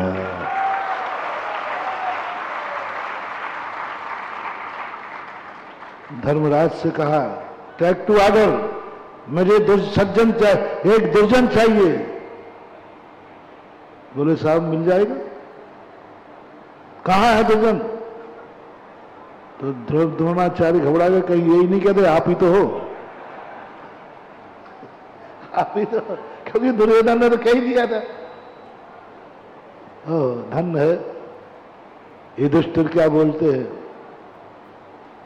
बुरा जो देखन में गया, बुरा न मिलिया कोई, जो दिल खोजो आपनो, मुझसे बुरा न कोई। हे भगवान, संसार का सबसे बड़ा दुर्योधन मैं हूं जो आपके सामने खड़ा है। द्रोणाचार्य की आंखों में आंसू आ गए। बोले युधिष्ठिर, संसार का सबसे बड़ा दुर्जन तू है? बोले हां गुरुदेव, मेरे से बराबर दुर्जन कौन होगा? कौन होगा? उसी समय धर्मराज ने छाती से लगा करके युधिष्ठिर को दोपहर में सभा बुलाई और युधिष्ठिर का नाम उपाधि से धर्मराज के रूप में परिवर्तित कर दिया गया। वो आज का ही दिन था। धर्मराज के मार्दव धर्म ने इतना झुका दिया, कोई पाप नहीं था, कोई दुर्जनता नहीं थी, फिर भी इतना झुक गया, अपने आप को सर्व दोषों से संपन्न मान लिया, अकिंचित कर हो गया, धूल बन गया, उसे धर्मराज बना दिया। आज के दिन इसी प्रसंग पर युधिष्ठिर को द्रोणाचार्य ने धर्मराज की उपाधि दी थी, मार्दव धर्म। मार्दव धर्म का अर्थ जितना मिट सको सदा विनयशील बने रहो। सबसे पहले मार्दव धर्म की शुरुआत करो। ये मत देखो कि आपने गलती की है कि नहीं, ये मत देखो तुम्हारी गलती है कि नहीं, प्रतिक्रमण करो। ये मत सोचो कि आज मैंने गलती नहीं की है, काय का प्रतिक्रमण करूं। नहीं, गलती की है या नहीं की है, मुझे झुकना आता है, मुझे अपने आप को पापी। मुनि महाराज, ओहो क्या बात है महानुभाव, मुनिराज को सब आप चलते फिरते सिद्ध कहते हो, तब उतना आनंद नहीं आता। लोग प्रशंसा करते हैं उस समय आनंद नहीं आता, लोग गुणानुवाद करते हैं तब आनंद नहीं आता। सबसे ज्यादा आनंद आता है साधु को जब साधु स्वयं के मुख से अपने आप को कहता है पापिष्टेन दुरात्मना गर्भिया। ये आनंद का क्षण है,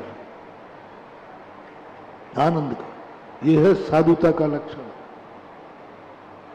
जरूरी नहीं कि वो साधु हो जिसे आप सिद्ध परमेष्ठी कह रहे हैं, लेकिन जो साधु होकर के पापिष्टेन दुरात्मना गर्भिया अंदर से बोल रहा है नियम से, यह है जगत पूज्य साधु परमेष्ठी, महान परमेष्ठी।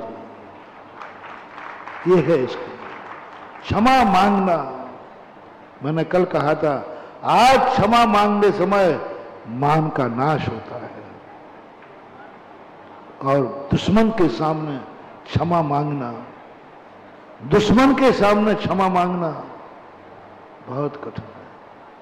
क्या बिगाड़ा था सीता ने जो क्षमा मांग के नरकों में पहुंच गई? अरे रावण 100 बार आता, रावण को क्षमा मांगना थी? नहीं, रावण के पास मार्दव धर्म नहीं था। रावण के पास अहंकार धर्म था। यदि तुम्हारी जिंदगी में कोई अहंकारी पड़ जाए, कमाओ उससे। पापी सदा मूर्ख होता है। लूट लो उस पापी को, बहुत मुश्किल से मिलते हैं भक्त जल्दी मिल जाएंगे। दुश्मन सामने आ जाए तो तुम्हारी कमाई का समय आ गया, बहुत बड़ी कमाई। दुश्मन को लूट लो, वो गालियां देते जाए, तुम क्षमा करते जाओ, दुश्मन रुकता जाएगा, तुम अमीर होते जाओगे। दुश्मन नीचे जाता जाएगा, तुम ऊपर जाते जाओगे। दुश्मन की बदौलत अपना कल्याण करना, इससे सस्ता और क्या होगा। दुश्मन गालियां देता जाएगा, तुम हाथ जोड़ते रहना, जोड़ते रहना। वो नीचे चला जाएगा, तुम ऊपर जाओ। अहंकारी व्यक्ति से यह मत सोचना कि मेरा स्वाभिमान क्या। अहंकारी को लूट लो, अहंकारी से इज्जत कमा लो, अहंकारी से धर्मराज की उपाधि पालो।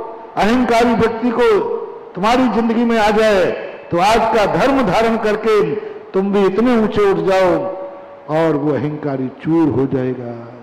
जो मैंने प्रारंभ में कहा था, कुछ नहीं बंधुओं, रामचंद्र जी का मार्दव धर्म और रावण का अहंकार ने रावण को कुछ नहीं दिला पाया, लेकिन राम आज अमर हो गए। 9 बलभद्रों में सर्वश्रेष्ठ नाम लिया जाता है, क्योंकि राम सदा झुकते रहे। राम सदा, उस समय मार्दव धर्म राम जी का प्रकट होता है जिस समय लक्ष्मण, जिस समय विभीषण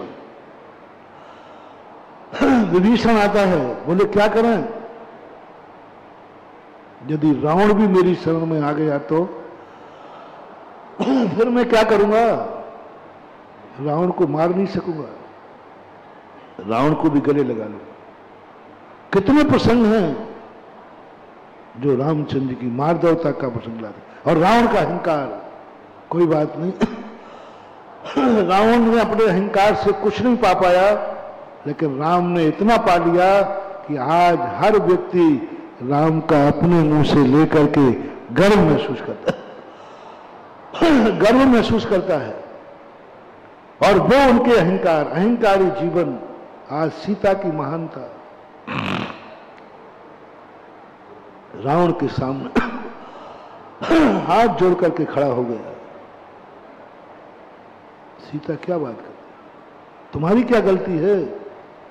गलती तो मेरी है। अप्रत्याशित उदाहरण है महानुभाव।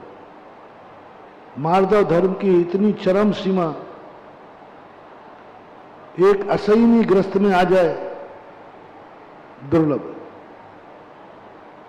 मुनियों में आना दुर्लभ है।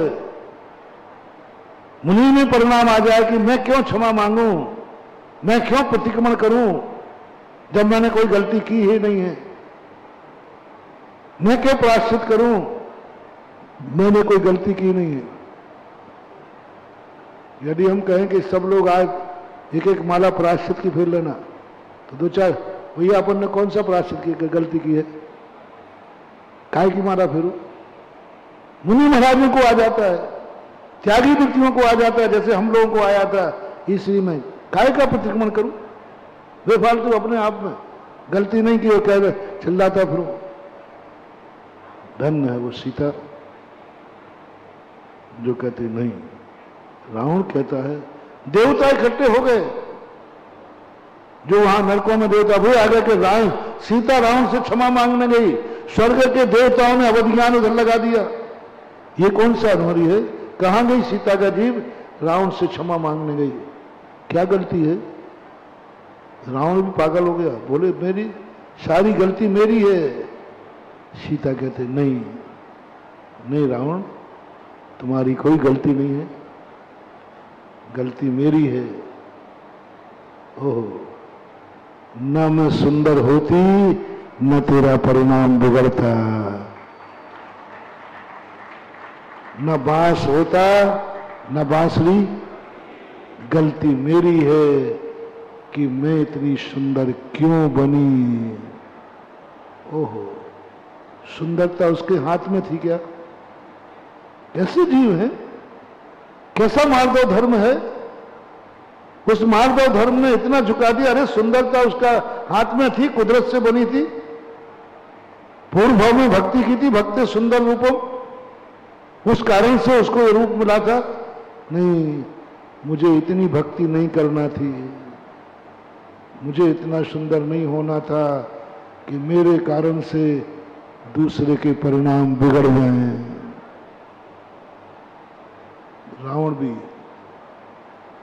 सोच के स्तब्ध रह गया कि ऐसे लोग भी हैं जो क्षमा मांगने के लिए जो कुदरत से मिला है उसको अभिशाप मान रहे हैं, अपने सुंदर रूप को अभिशाप मान रहे हैं, भक्ति के फल रूप को अभिशाप मान रहे हैं और आलोचना कर रहे हैं। हे भगवान, ऐसा रूप भी मुझे मत देना जिससे दूसरे के परिणाम बिगड़ जाएं, ऐसा धन भी मुझे मत देना किसी चोर के चोरी करने के परिणाम हो जाएं, ऐसी शक्ति भी मुझे मत देना कि दूसरे को ईर्ष्या हो जाए। सम्यक दृष्टि का मार्दव धर्म, सम्यक दृष्टि का मार्दव धर्म। हे भगवान, मुझे इतना धन मत दे देना कि चोर के चोरी के भाव हो जाए। मूलाचार में पूज्यवर भट्टकेर महाराज ने लिखा कि हे श्रमण, अपने पास ऐसी कोई वस्तु मत रखना जिससे किसी श्रावक असंयमी का मन मचल जाए कि ये वस्तु मुझे मिल जाए। तुम्हारे पास की रखी हुई वस्तु का चोरी करने का भाव आता है तो तुम्हारे चौर्य व्रत में दोष लगेगा, अचौर्य व्रत में दोष लगेगा। क्या गजब! अरे भाई, मेरी वस्तु है, तुम्हारे परिणाम बिगड़ते नहीं, तो ऐसी वस्तु मत रखो, ऐसी वस्तु मत रखो। तुलसीदास के संबंध में यही आता है। एक दिन के यहां कोई चढ़ावा चढ़ा के गए, वो रखा था सोने चांदी के लिए, चोर ने देख लिया, रात में चोरी करने आया। संक्षेप करके सुना रहा हूं। तुलसीदास जी जाग रहे थे, कौन है? जैसे कहा वो भागा। बोले मुझे देख करके भागा है, इसका अर्थ भक्त तो नहीं है, भक्त तो वो चोर है। कल शाम को बहुत बड़ी चढ़ोतरी आई थी, सुबह उन्होंने सारा सामान उठाया और सरजू नदी में डाल दिया। उसके बाद जितने चढ़ाने आते बोले भैया कोई कीमती मत चढ़ाना, क्योंकि चोर की नीयत खराब होती है। उस दिन के बाद तुलसीदास के घर में चोर नहीं आया। मेरे कारण से क्या इतने विनयशील बन सकते हो? चरम सीमाग्रस्त की अपने आप को इतनी झुक गई, हाथ जोड़ के खड़ी है। बस उसी दृश्य के कारण से आकाशवाणी होती है कि रावण तीर्थंकर बनेगा और सीता गणधर बनेगी। मार्दव धर्म की सरलता। महानुभाव, आज आप लोगों को मार्दव धर्म की शुरुआत करो। कहां से शुरुआत करें?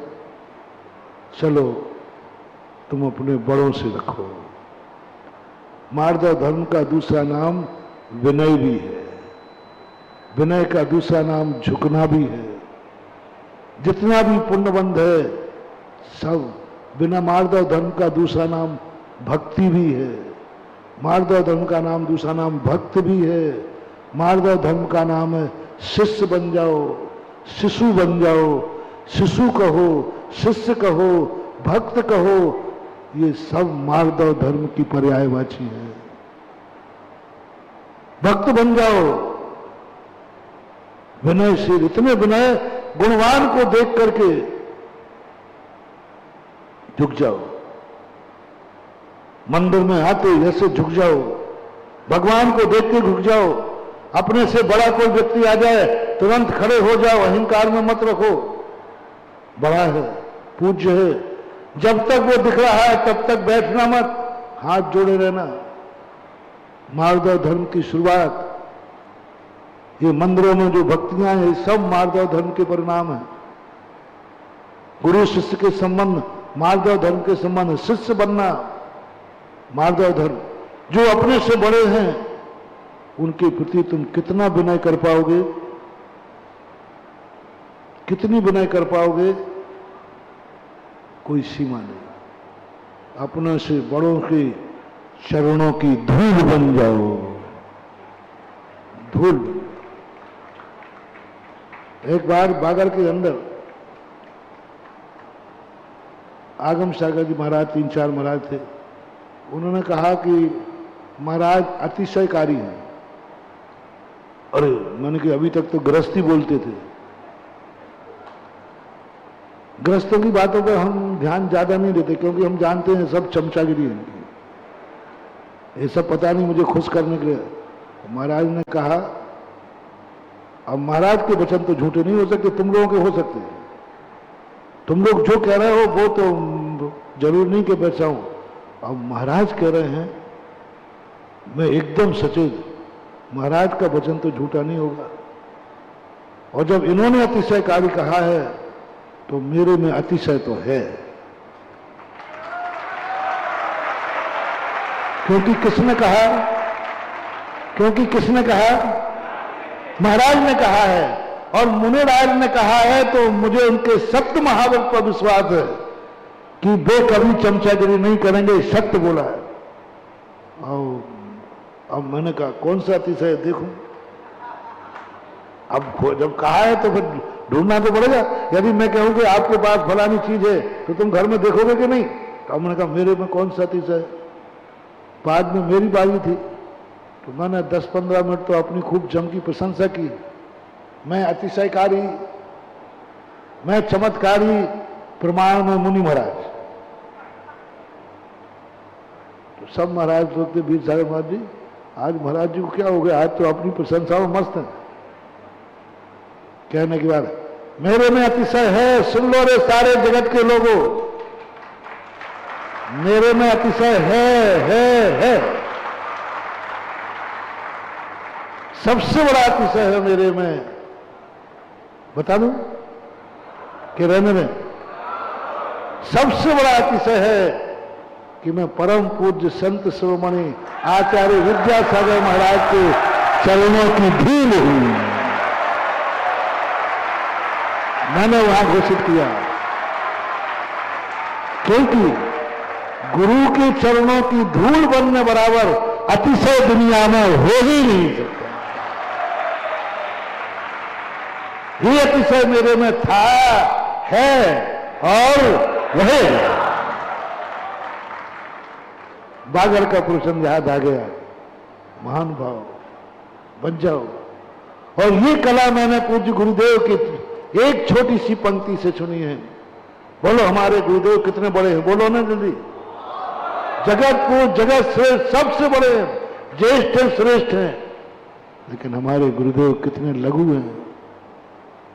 सुनो, एक उन्होंने लिखी कविता नर्मदा का नरम कंकर, उसकी 2 पंक्तियां माधव धर्म के लिए हैं। इतनी बड़ी शक्ति और क्या करे है। लो प्रभु मैं चरणों में आ पड़ा हूं। लो प्रभु मैं चरणों में आ पड़ा हूं। चाहो तो मसल के धूल में मिला दो, चाहो तो मसल में धूल के मिला दो, धूल में मिला दो। चाहो तो गढ़ के मूर्ति बना दो, मैं तो नर्मदा का नरम कंकर हूं, तेरी मर्जी दो। क्या करो, अपनी कोई इच्छा नहीं, मैं तो चरणों में आ पड़ा हूं। चाहो तो मसल के धूल में मिला दो। वहां भाव है, धूल में मिलाओगे तो कम से कम तुम मुझे छुओगे तो सही। और तुम्हारे हाथ से छूने के बाद भी मैं धूल बन गया तो मैं गुलाल बन जाऊंगा, क्योंकि ये धूल गुरु ने बनाई है, प्रभु ने बनाई है। मसल के धूल में मिला दो, लेकिन आप मिलाना, मैं नहीं मिलूंगा। आप छुएंगे तो सही। चाहो तो घर के मूर्ति बना दो, मैं तो नर्मदा का नरम कंकर हूं। आज आप लोगों को भी यही करना है। अपने से बड़ों के सामने कोई फरियाद नहीं, कुछ नहीं, चरणों में आ पड़ा हूं। चाहो तो धूल में मिला दो, चाहो तो मूर्ति बना दो, मैं तो नर्मदा का नरम कंकर है, मैं तो मार्दव स्वभावी हूं। इस मार्दव धर्म के कारण आज जो आप बैठे हैं यहां पर, ये एक कारण है। मार्दव धर्म का परिणाम है कि तुम मनुष्य बने। स्वभाव मार्दवम च, मार्दव धर्म से ये मनुष्य पर्याय मिलती है, मार्दव धर्म इसका कारण बनता है। तो पहला लक्षण आपको अपने बड़ों के सामने विनयशील, उद्दंड नहीं होना, मुंह नहीं लगना। बाप खड़ा है, तुम कुर्सी पे बैठे हो, गुरु महाराज आ रहे हैं, कोई अपने से एक गुण भी अधिक है, वेलकम, खड़े हो जाओ, वेलकम, आइए, ये शब्द बोल दो। दूसरे को आता हुआ देखकर आइए बोलना, ये मार्दव धर्म का फर्स्ट एड है। खड़े हो जाना ये सेकंड हैंड है, और उनको हाथ जोड़ लेना और है, और अपने आप को अकिंचित कर मान लेना चरम सीमा है। इसके बाद यदि ये पल जाए तो बड़ों के सामने सदा विनयशील बनना। और यदि ज्यादा चाहिए है मार्दव धर्म, तो आज जो हमने उदाहरण तुम्हें दिए हैं, दुश्मन के सामने बहुत लघु मान लेना। आज दुश्मन को क्षमा मांगने जाना है, आज का दिन है क्षमा मांगने का, आज का दिन है क्षमा हाथ जोड़ने का, आज का दिन है अपने मान को खंडित करने का। और जो सामने वाला मानी होना चाहिए वो माफ करेगा नहीं, और तुम्हें क्षमा मांगना है। कई लोग कहते महाराज जी हम क्षमा मांगने जाएं और वो नहीं करें तो यही तो मार दो। तुमने क्षमा मांगी, उसने क्षमा कर दिया, तुमने क्षमा मांगी, उसने क्षमा मांग लिया, कोई मजा नहीं आया। तुमने क्षमा मांगी, उसने क्षमा मांग लिया, मजा नहीं आया। मजा तो जब है वो क्षमा करेगा नहीं, फिर भी हमें क्षमा मांगना है। कल क्या था प्रश्न? वो क्षमा मांगेगा नहीं और तुम्हें क्षमा करना है। कल क्या प्रश्न था? वो क्षमा मांगेगा नहीं, तुम्हें क्षमा करना है। आज का उल्टा कर दो, वो क्षमा करेगा नहीं, तुम्हें क्षमा मांगना है। वो बिल्कुल क्षमा नहीं करेगा, बल्कि 12 मन की सिला और पटकेगा, 12 मन की सिला पटकेगा। राजा कह, सब कह रहे हैं, राजा भी कह रहा है कि ये तुझे दुष्ट है, वो सांप को दूध मत पिलाओ, जहर उगलेगा। 12 मन की सिला पटकेगा, क्षमा नहीं, तो भी तुम्हें क्षमा मांगने का भाव करना है। वो तुम जितना क्षमा मांगोगे उतना कायर कहेगा, तुम्हें चिढ़ाएगा, तुम्हारा और नाश करेगा, फिर भी तुम्हें क्षमा मांगना है। इसका नाम है उत्तम मार्दव धर्म। बिल्कुल नहीं, वो तो तुम्हारा हित ही कर रहा है। सांप पे जहर उगलेगा, फिर भी हमारा कर्तव्य क्या है? हमारा कर्तव्य क्षमा मांगना। इसका वो दुरुपयोग करेगा, करने दो। इसका वो गलत समझेगा कि देखो बेटा झुक गए, करने दो। वो जो करना है करने दो। हमें ऐसा मानी व्यक्ति मिला है जहां आज मुझे मार्दव धर्म की कमाई करना है, जिसकी जिंदगी में जितना बड़ा अहंकारी मिले, मानी मिले, उसको लूट लो, कमाई कर लो। मानी के सामने मार्दव धर्म दिन दूना रात चौगुना बढ़ता है। इंतजार मत करो कि हम स्वाभिमान, मेरा भी कोई स्वाभिमान है, ये स्वाभिमान के चक्कर में मत पड़ो। सीता से बड़ा तुम्हारा स्वाभिमान नहीं हो सकता। रावण के सामने हाथ जोड़े, थोड़ी सी उसको विकल्प नहीं आया कि मेरा भी कोई स्वाभिमान है। ये स्वाभिमान नहीं महानुभाव, आप लोगों का अभिमान है। स्वाभिमान तो वह कहलाता है, गलती नहीं है फिर भी मेरा कर्तव्य है कि मैं क्षमा मांग लूं। तो इस प्रकार की परिणति का जब आपके अंदर भाव जाग जाए तो मार्दव धर्म विनय के रूप में आता है। और अहंकार एक धर्म है, अहंकार ऐसा, पूरी चारों कसाएं तो हैं, लेकिन चारों कसायों को पूज्यवर समंत रब्बे महाराज ने सम्यक दर्शन के मलिन में कारण नहीं लिखा। क्रोध से सम्यक दर्शन मलिन होता है, माया से सम्यक दर्शन मलिन होता है, लोभ से सम्यक दर्शन मलिन होता है। ये चर्चा उन्होंने नहीं की। मात्र उन्होंने जो चर्चा की, सम्यक दर्शन में 8 मदों से सम्यक दर्शन मलिन होता है। 8 मद दिए उन्होंने। 8वां मत जो है सम्यक दर्शन को, सम्यक को मल ठाने, पंडित जी साहब दौलत राम जी उधर श्रावकाचार्य में पूज्यवर कह रहे हैं कि ये 8 मद हैं जो सम्यक दर्शन को मनन करते हैं। इसलिए सम्यक दर्शन को सुरक्षित करना है तो क्षमा मांगना सीखो, कल क्षमा करना सीखो और आज क्षमा मांगना सीखो। आज करो जिसके प्रति तुमने गलती की हो, आज उसके प्रति क्षमा मांगने का भाव करो। मैं उसके पैर छू लूंगा क्योंकि गलती मेरी है। अपनी गलती करने पर और क्षमा मार्गव धर्म का सबसे बड़ा प्रतीक बनाया प्रतिक्रमण। प्रतिक्रमण में साधु का सब मान खंडित हो जाता है। सब कितने भी दिन भर में सुना है, सब खंडित होकर के और औकात पता चल जाती है कि मुझे अपने आप को क्या मानना है। तो इन सब विषयों के अनुसार आज आपको दिया, समय आपका हो गया। महावीर भगवान की जय। हाँ जी, सभी लोग बैठे रहिएगा, एक बार जयकारा लगाएंगे सब मिलकर। बोले परम पूज्य व्यापक शिरोमणि 108 श्री सुधा सागर जी महाराज की। मित्रों, अभी यहां पर मार्दव धर्म की बात चल रही थी। पूज्य गुरुदेव लघुता की बात कर रहे थे, पूज्य गुरुदेव झुकने की बात कर रहे थे। मैं सोच रहा था उस वक्त, आज इतना बड़ा प्रैक्टिकल कहीं और नहीं हो सकता, जहां इस पंडाल में कई डिप्टी कलेक्टर, बड़े बड़े व्यापारी, बड़े बड़े पदाधिकारी, बड़े बड़े किसान, बड़े बड़े व्यक्ति सब बैठे हों, लेकिन यहां एक जाजम पर बिल्कुल सामान्य जन की तरह बैठे हैं। यही तो आपका आज का धर्म है। और जो पूज्य गुरुदेव 10 दिन के धर्म जहां उपदेश के रूप में आपको देंगे, वहीं आपको जीवंत उपदेश ये पूरे दिन की चर्या में आपको मिलेगा।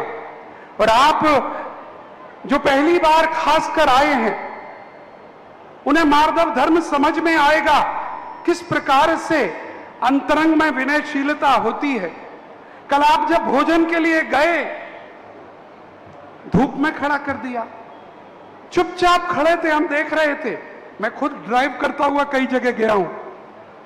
याद नहीं है अतिथि को कि इन्हें अभ्यास नहीं है, ये मुनिराज नहीं है, इनको जल्दी से घर के अंदर। वो अतिथि भी घबरा गया, खड़े हो गए आकर, क्या करूं, धूप में खड़े हैं। लेकिन आपने चू नहीं बोली, मौन लेकर खड़े रहे। यही तो आपका उत्तम क्षमा और मार्दव धर्म था। आइएगा, अब पहले पूज्य गुरुदेव से अनुरोध करेंगे अगर आज के विषय में। देखें, आज जो आप लोगों को कल आज लोगों ने बहुत अच्छी व्यवस्था की है, फिर भी चूक हो जाती है। आप लोगों को मन में क्लेश नहीं करना, परिस्थितियों को एडजस्ट करना है। वैसे कल सबको डांट दिया था, सब सचेत हैं, सब जागरूक हैं और सब बहुत मेहनत कर रहे हैं। आज जो यातायात व्यवस्था वाले हैं वो जागरूक हैं। जहाँ जितने शिवरार्थी भेजना है उसकी लिस्ट आपके पास रहे और गाड़ियों में वॉलंटियर होना चाहिए और वॉलंटियर वो हों जिनके पास लिस्ट हो। आपने कल एक बस वापस आ गई, वॉलंटियर कहता मुझे ही पता नहीं कहाँ जाना है। तो जब वह जितने वॉलंटियर हैं सबके हाथ में एक लिस्ट हो कि इस गाड़ी को कहाँ जाना है और कहाँ उतारना है, जिससे कोई दिक्कत नहीं हो। कल कई स्थानों पर कोई पहुंच ही नहीं पाए और कई स्थानों पर इतने पहुंच गए कि उसके बाद बेचारे को इतना भोजन ही नहीं बनाया था। उसने 5 का भोजन बनाया, 25 पहुंच गया, वो क्या करे।